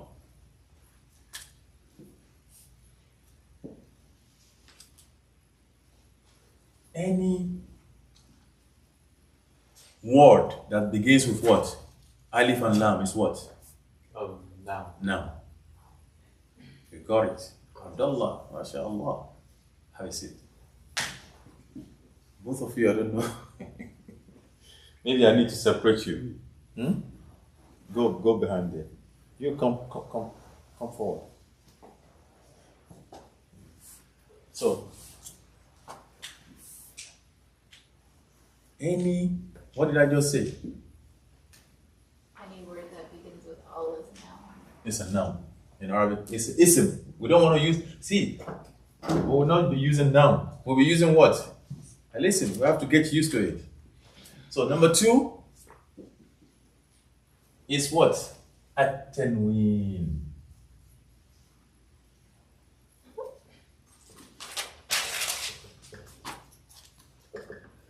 At-tanween. Can you say that? At-tanween, tanween, tanween, tanween. Did you study tajweed? Tajweed? You know tanween? Yeah. What is the definition of tanween? It's double haraka. So it's Thank you, double. So it's like, you have fatha on mim, for example. What is this? Ma. And you have double fatha. Man. That's tanween. What about if you have kasra? Min. What about if you have double dhamma? Mun. That's tanween. Any word that has tanween is what? Don't bother yourself. It's what? No verb. Alisim. Wait. No, that way. Okay. Yes. It can be anywhere in the word. For tanween. It can be what? It would be like tanween would be anywhere in the word. And No. At the end. We're talking Okay, about at the only end. Don't forget we're talking about nahu. No. It's nahu. We deal with what? The end of the word. In nahu. And I'll give you examples. Don't worry, I'll give you examples. So any word that has alif and lam at the beginning is what? No, not noun. It's what? Listen. Any word that has what? Tanween is what? Listen. Number 3. Al-jar. Al-jar. Al-jar is to drag something. To drag. Yes. For example, Zaid. Let's say your name is Zaidun. Or because of the context, we change it to what? Zaidin. Any name, any word that has kasra, single kasra or double, is what? It's ism. Al-ism. Number 1, alif and lam. Number 2, tanween. Number 3, al-kasra. Wherever you see, if it's a noun and it has kasra, it's what? It's what? Al-ism.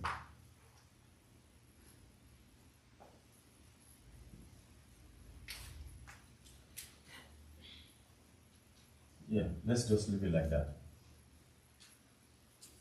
That's how we identify. How we identify what? Al-ism. Okay, examples from the Quran. Okay. Now, Bismillahi Rahmani Rahimi.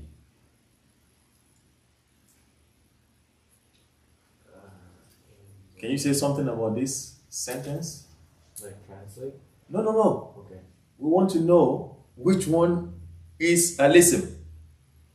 The meaning?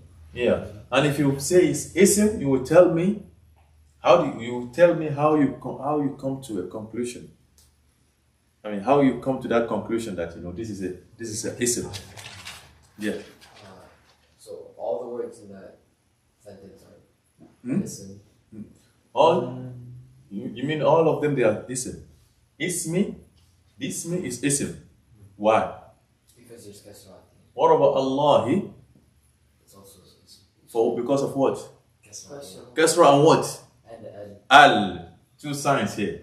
What about Ar-Rahmani? Kasra and what? Alif and Lam. Ar-Rahimi?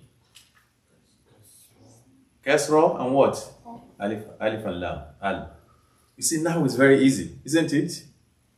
Say inshallah. Inshallah. Okay, what about قل هو الله. Read it.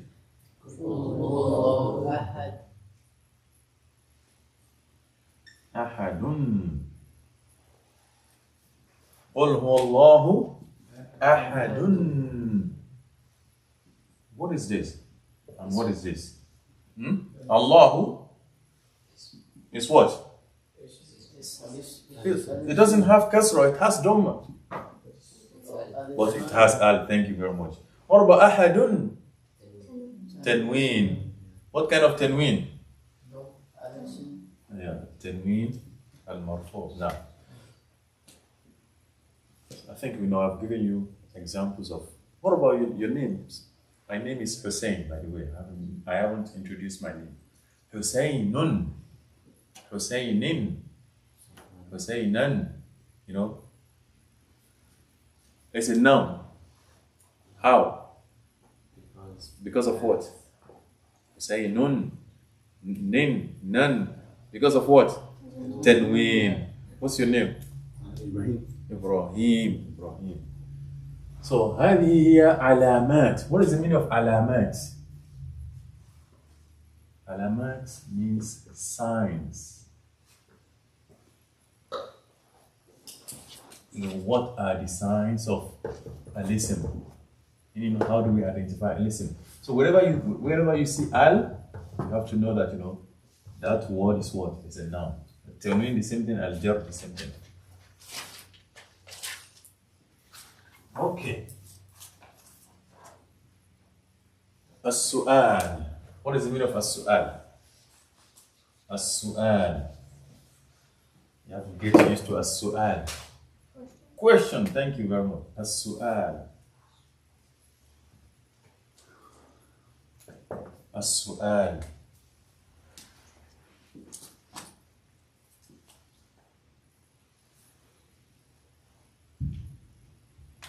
Kam. What is the meaning of kam?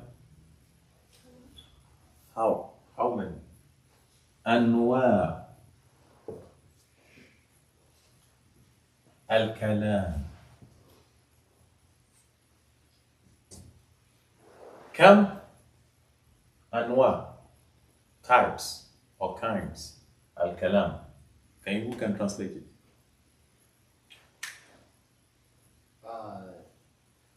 Types of what are the types of? The types of what?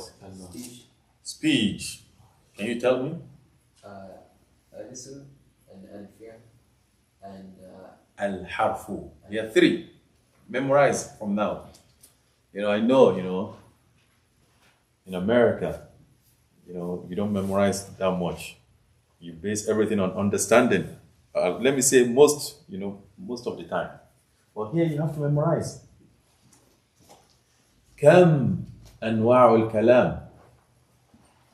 الاسم، الفعل، الحرف. ما هي علامات الاسم؟ علامات الاسم التنوين الجر. ما هي علامات الاسم؟ العلامة الأولى العلامة الثانية التنوين. العلامة الثالثة الجر. The first sign of what? Al-ism is al. The second is what? At-tanween, and the third is what? Al-jar. Al-jar is more than kasra. Kasra is part of al-jar. We'll come to that later. So we say al-jarru, we don't say al-kasra. Al-jarru or al-khafdu. طيب. We have known the signs of what? How do we identify al-ism? We have known it. What else? The last. Come on, man, yeah. Abdullah. We're done with al-ism. Alamat al-ism. How do we identify al-fi'l? That's the next thing. We're done with what? We have kam anwa' al-kalam. Kam anwa' al-kalam. Kam anwa' al-kalam. This is a question I will ask you. Write this down. Kam anwa' al-kalam. How did you translate it before? What are the types of speech? Speech. Al-kalam. Don't forget, al-kalam. Under al-kalam we have 3. Al-ism, al-fi'l, al-harf. I just gave you, the signs how to identify al-ism. For you to be able to know this is ism. It has to have either al or at-tanween or al-jar. And there's nothing wrong. You can have 2 in one word. Just like Allahi. You have jarru there, al-kasra there, and you have al there. So we're done with what? Al-ism. We're moving to what? Al-fi'l. Can we move?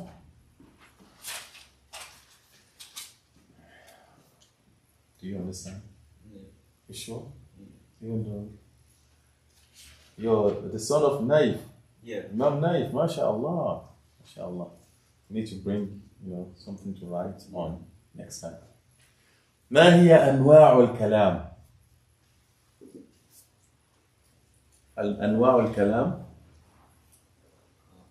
What are the types of speech? Number 1, al-ism. Number 2, al-fi'l. Number 3, al-harf. ما هي أنواع الكلام? Number 1, number 2, number 3. ما هي علامات الاسم؟ علامات الاسم. ما هي علامات الاسم؟ ما هي علامات الاسم؟ ما هي علامات الاسم؟ I told you the meaning of علامة. ما هي؟ علامات. Signs. If you want to identify al-ism, how do you identify al-ism?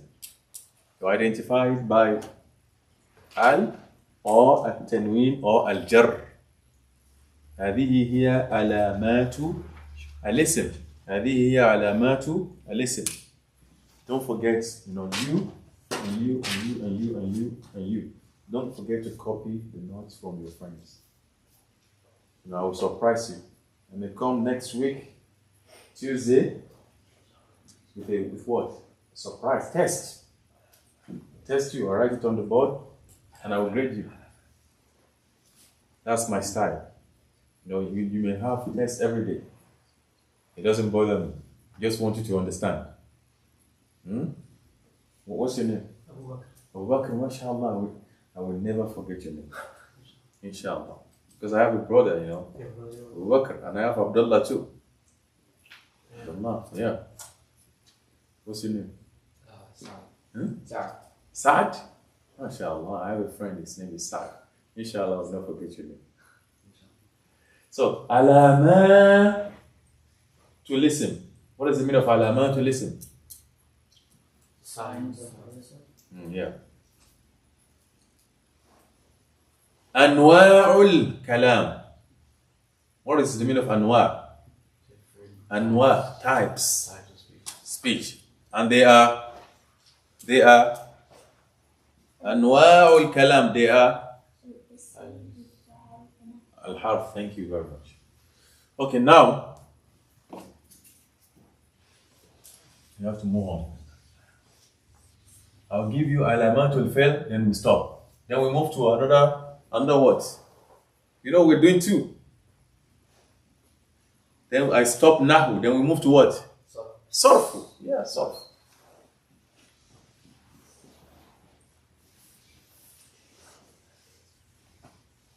How do we identify al-fi'l? What is the question? What is the question? How to How? Say it. Come. No. ما هي أنواع الكلام؟ الاسم، الفعل، الحرف. ما هي علامات الاسم؟ We're done with that. Now ما هي علامات الفعل؟ ما هي علامات الفعل؟ ما هي علامات الفعل؟ ما هي علامات الفعل؟ Have you written that down? Did you? Okay. ما هي علامات الفعل؟ الله أكبر. Good question. ما هي علامات الفعل؟ علامات الفعل. What is the meaning of that? no good. No good. We'll fight.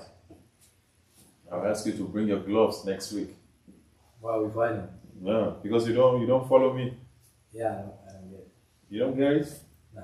Should I explain everything? You can go back and explain. Maybe you get it, inshallah. Okay.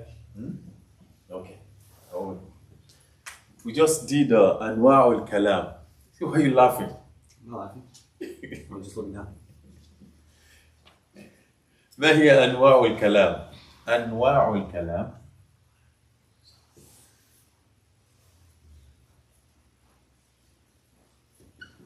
أنواع الكلام. أنواع الكلام means what? Types of what? Speech. What we're doing here is what? Speech. You know, speech. Just like in English language, what do you have? What do you call it? Parts of what? Speech. Yeah. And one is noun, you know, verb, adjective, adverb. Same thing here. Anwa al-kalam.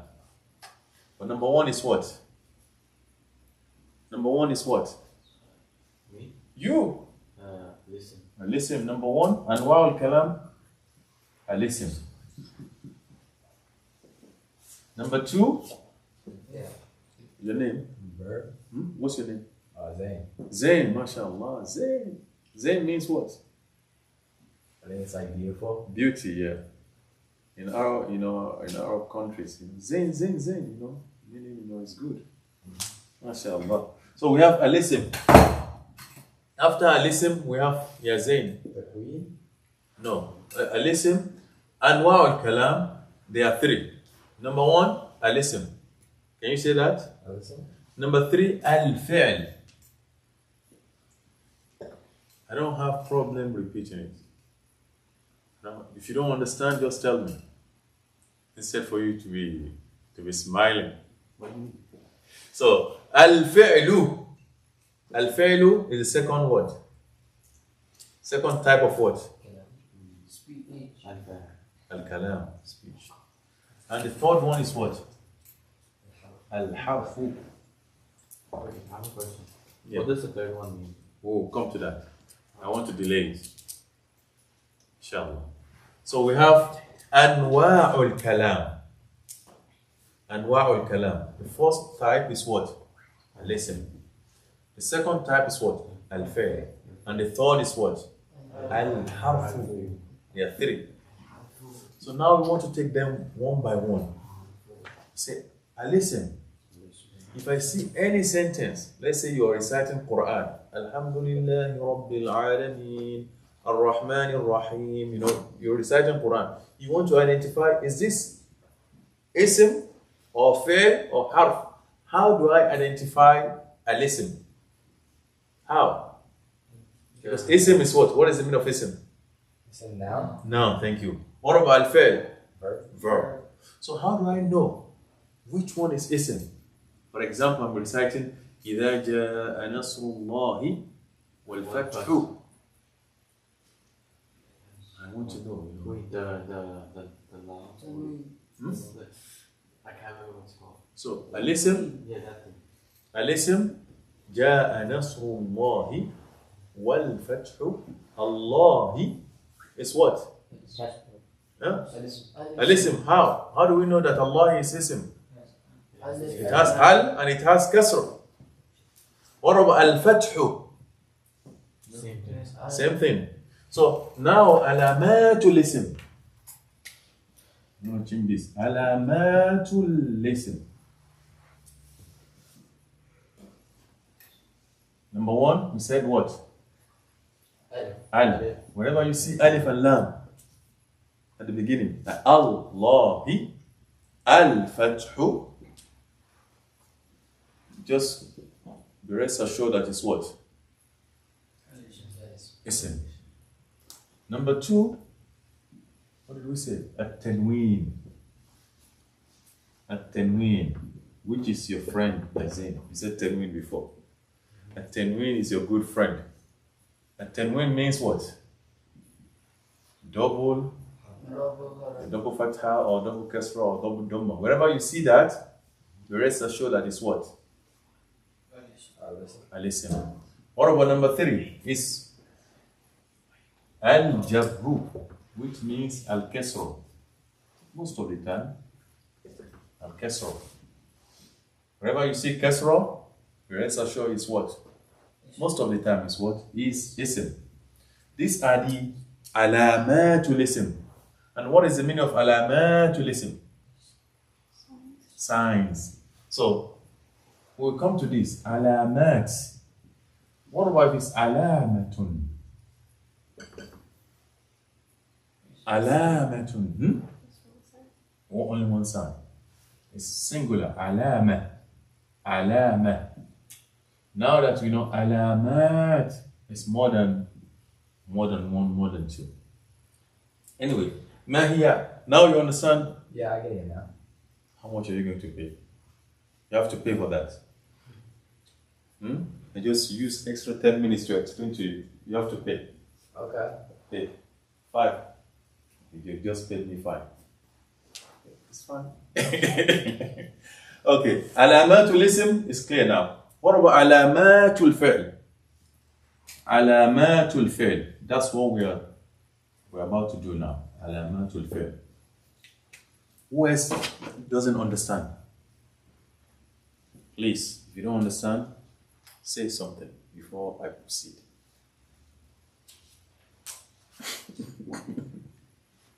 Yes. What's the meaning of al-jabr? Al-jar is when you, in Arabic language, means, to drag something. To drag something on the floor. So in Arabic language, the kasra, let's say you have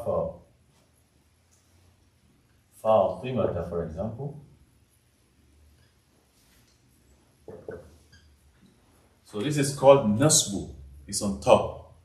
This fatha, they refer to it as what? Nasbu. Because it's flat on top of the letter.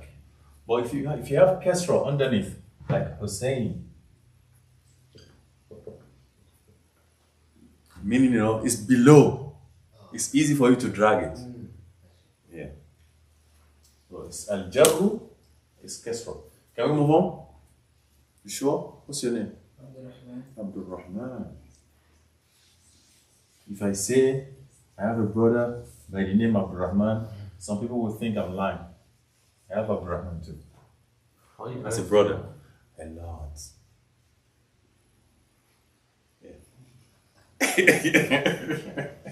ما هي علامات الفعل؟ علامات الفعل. What is the meaning of ما هي علامات الفعل?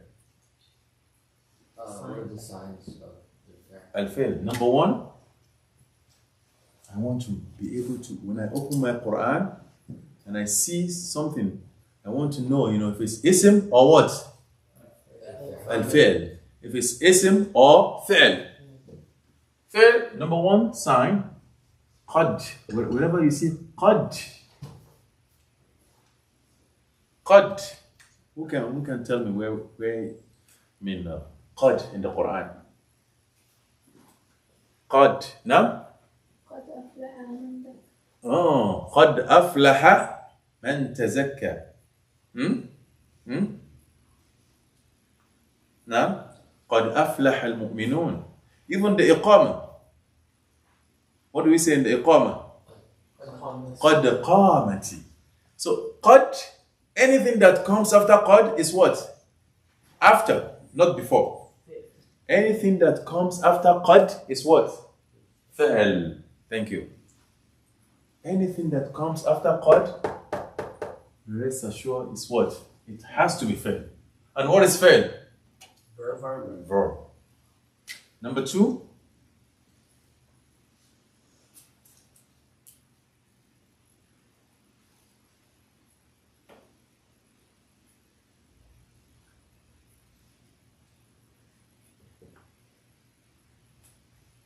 Here, we have to pay attention.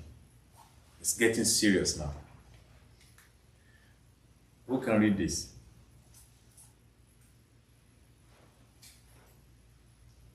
Ta'ul fa'il. Ta'ul fa'il. Ta'ul fa'il. What is the meaning of fa'il? Let's translate fa'il first. Yeah. Multiple verbs. Fa'il. To do something. To do something. Multiple what? Say it again. Verbs. No. Al-fa'il means, subject.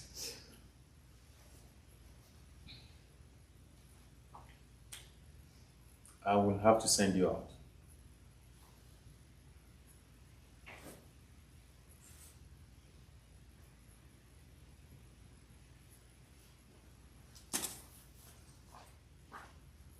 What's your name?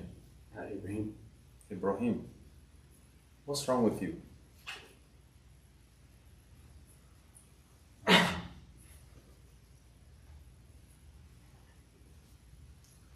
Can you, both of you, step outside, please?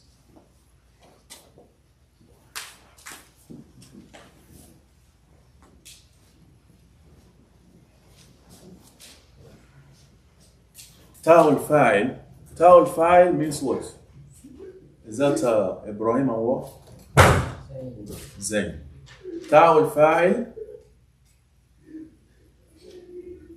Ta'ul fa'il is what? I said fa'il. What is the meaning of fa'il? Subject. Someone who performs the action. Subject. So, for example,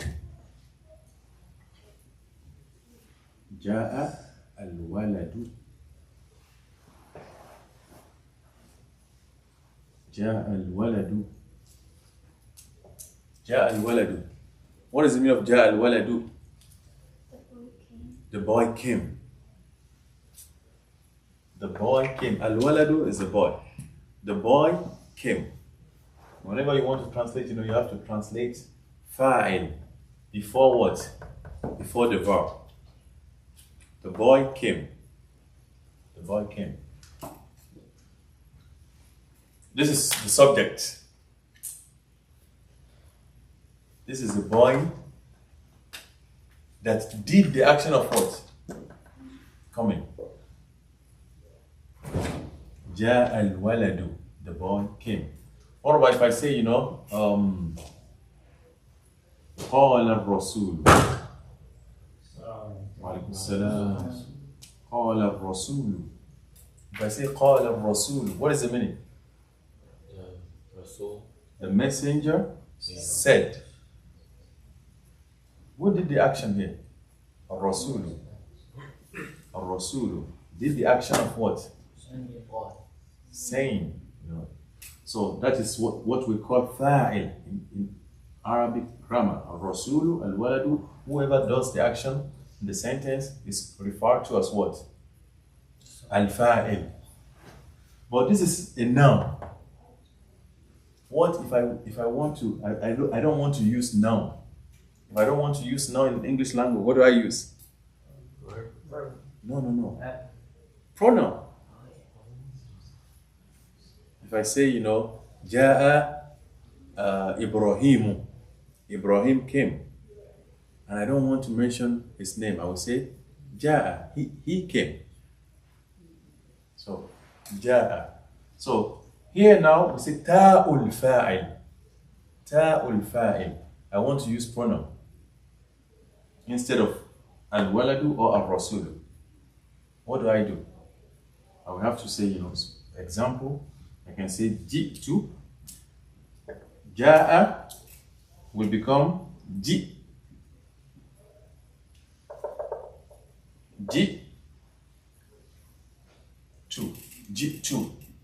Or Ji'ta. Or Ji'ti. What is the meaning? If I say Ji'tu, means I came. To, write it down. To, in this sentence, if it's to, it's me. Ji'tu, I came. Okay, if it's you, Abdullah, I want to refer to you, I want to say, you came. I will say Ji'ta. That's you. Anta. Ta.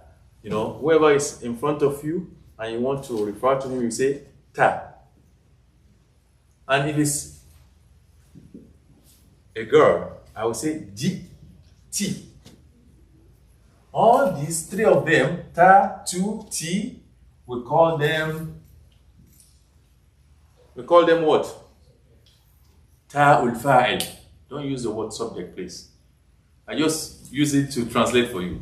We want to forget it. We don't want to use it in the class. Ta'ul fa'il. They are all ta, as you can see. Ta, ti, tu. Three of them are what? Three of them are what? Ta. We say ta'ul fa'il. The ta of what? Al-fa'il, subject. So, and tu, ti, ta. Three of them, they are what? Ta'ul fa'il. Okay, if I see here now, I have ji'tu or katabtu. Kataba. What is the meaning of kataba? Jalasa. What is the meaning of jalasa? Darasa.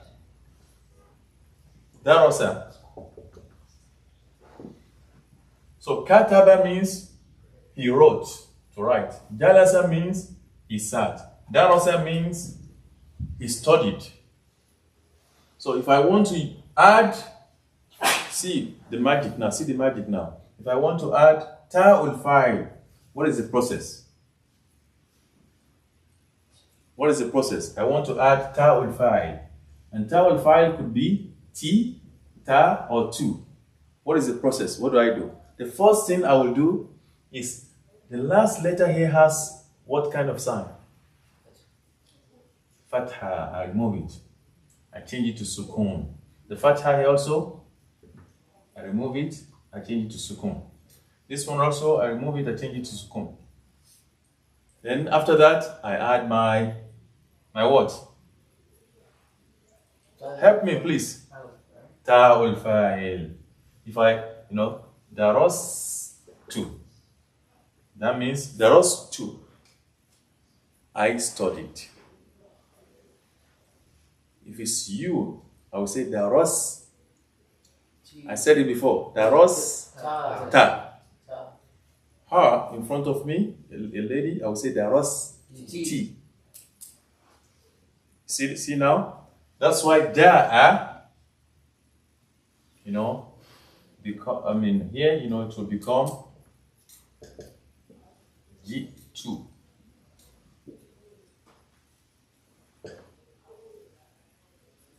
Both of them, are they always like that?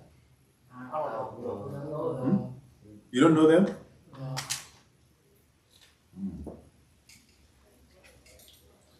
So, now we have katabtu, and you have jalas, ta, or whatever. The last letter, what do you do? What do we do to the last letter? To sukun, then you add ta al-fa'il. So whenever you see this ta, that's a sign for you that it is a noun. Is that right? No. Is that right? Yeah. It's a sign that it's a noun. No. Come on, man. Someone is sleeping. Yes. No. Huh? You lost? Are you lost? It's a sign that is what? Verb. Wherever you see ta ul fa'il, this ta or t or tu, it is what? It is a verb. Any question? So it's down. So ta fa'il, it will always be a ta with either fatha kasra dhamma followed after a letter with sukun on it? Yes. Okay. Always. If it's ta ul fa'il. So moving on.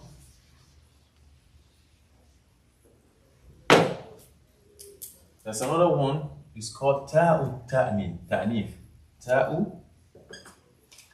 ta'nif. If you don't understand, please stop me. I will explain. Ta'u what? Ta'u ta'nif. Can you say that? Say it. Can you pronounce this? Ta'u ta'nif. Can you say it? Ta'u ta'nif. Ta'u ta'nif. What does that mean? Ta'nif means what? Feminine. Feminine. Ta that is specially used for what? Females. Thank you very much. For example, I say, حضر المعلم. حضر. What is the meaning of حضر المعلم? The teacher arrived. The teacher came. Okay, what about if it's a female teacher? First of all, mu'allima will become what? Mu'allimatu. The first thing, this al-marbuta is a sign of what? Feminine. Al-mu'allimatu. But it's not complete yet. Hadar al-mu'allimatu. It's not correct yet. So we have to put the ta, the ta al-ta'nif, this ta al-ta'nif. So we have to say, hadaratil mu'allima. Hadarat.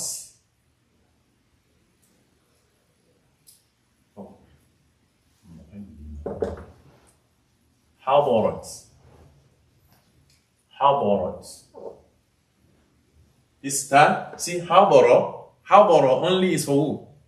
It's for what? Hadara only, without ta, is for what? For masculine. Hadara Ibrahimu, Hadara Zain, Hadara Abdul Rahman, Hadara Abdullahi, Hadara Farhan, Hadara Abu Bakr. See, I remember your name. Hadara Sa'd. Hadara, because it's what? Because they're all male. So I don't have to use this. But because I want to refer to, what's your name? Al-Ishfaq. Al-Ashwaq? Al-Ishfaq. Al-Ishfaq. Al-Ishfaq. Al-Ishfaq. It's A-L-I-S-H-B-A. Oh. What's your name? Tala. Tala. And you? Rayhan. Rayhan. That one is easy. I'm sorry. So I can say Hadara Sa'd, Hadara Hussein, Hadara Ibrahim, Hadara Abu Bakr. Now Hadarat Rayhan. Hadarat. Why did I add this ta? Because I want to refer to Rayhana. Hadarat. This ta is specifically used for what? For what? Female. That's why it's called ta'u ta'nif, the ta of what? Feminine.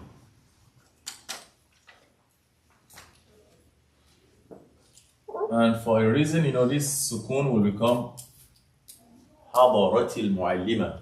We will not explain that now. We will explain it later, inshallah. The first sign, al-alamatul ula lil-fi'l. Qad.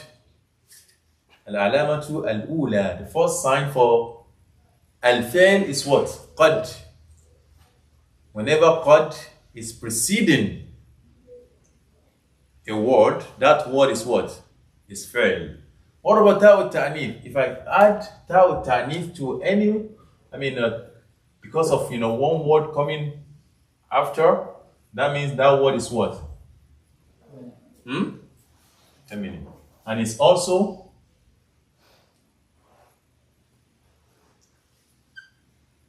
it's coming after, a word, which is what? This is what? Al-fi'l. Al-fi'l. So if I add this ta to something, that means, it is what? It is fi'l. So, يعرف الفعل بقد. Al-fi'l is identified with what? Qad or what? Ta'u al-fa'il or what? Ta'u al-ta'nif as-sakina. Ta'u al-ta'nif as-sakina. That has sukun. You can add this to it.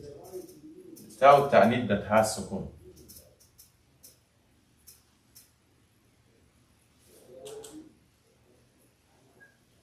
Let's leave it like that. It's more, but I want to stop there. Any question? I gave you 3 signs for al-ism and 3 signs for al-fi'l. Yes. What's your question? You have a question? Yeah.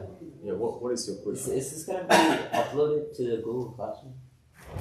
I don't know. I will ask the imam. Is the camera on? Any question? Any question? What time is Isha? 10 o'clock, 10 something. Oh, we haven't done surfu. Do we have time? Let's stop there. Are you lazy? No, I have a project too. Please let me add it. No, okay. Please don't add it. Yeah. Yes. What's your question? Can you explain the again? Ta'u ta'nif. Ta'u ta'nif is kind of ta that is used for what? For feminine. For example, as-salatu. As-salatu also has, what is this? Ta'u marbuta. And it's for feminine. Because of that, qama means to stand. It's because of this salah, this ta marbuta, we added ta. We say qad qamat as-salatu. So if the noun that you want to, the noun that you want to talk about, and it's a subject. If it's feminine, you have to use ta'ul fa'il. Ta'ul ta'nif. And it will always have sukun on it. That's why they say, ta'ul ta'nif as-sakina. So, okay. For example, if I say, if I ask you to switch, to change this to feminine,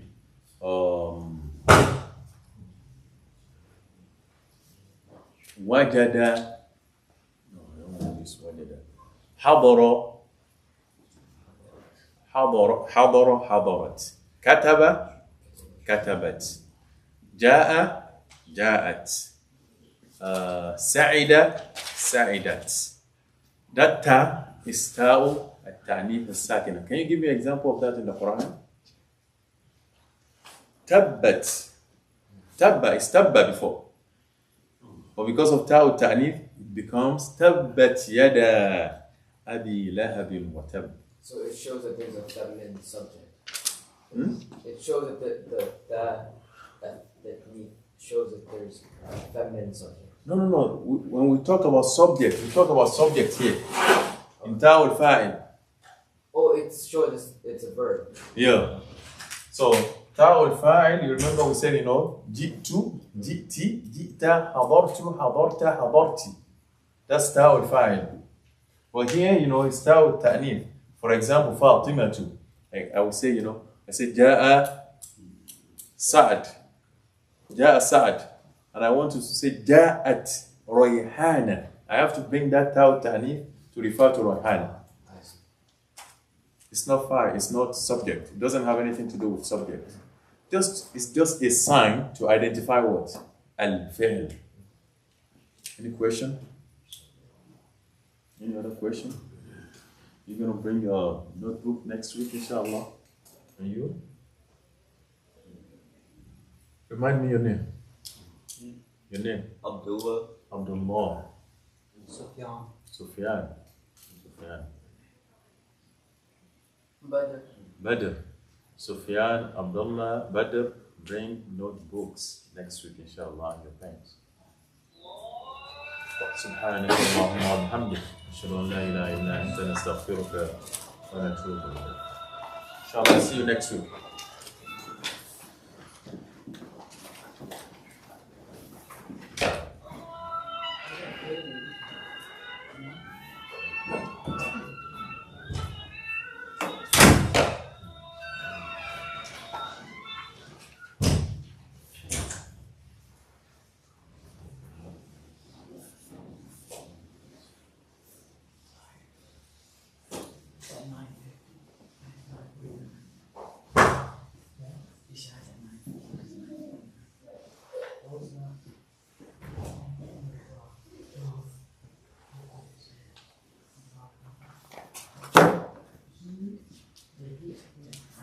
Zain and Ibrahim.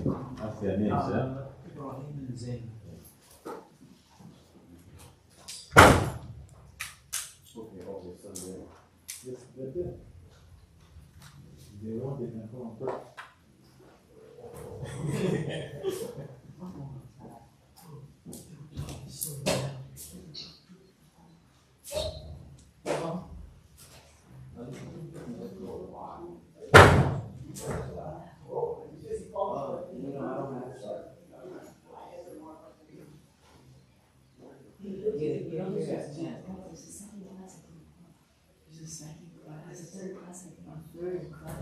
No, I can just put it. And it's still 11. Yeah. Maybe one will move to a green in groups. No, just. Mom, just start coming now. Because the class ended.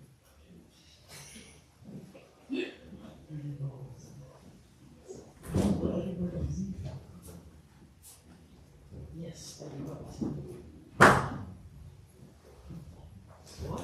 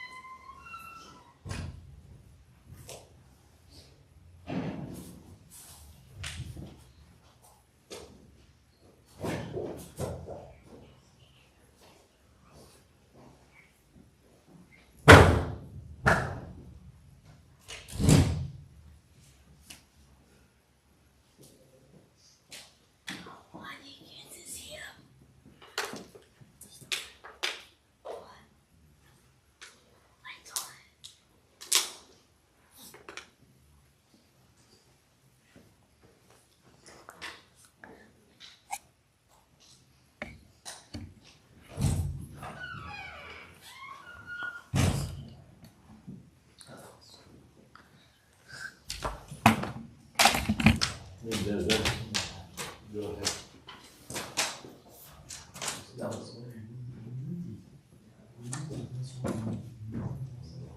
الله أكبر الله أكبر الله أكبر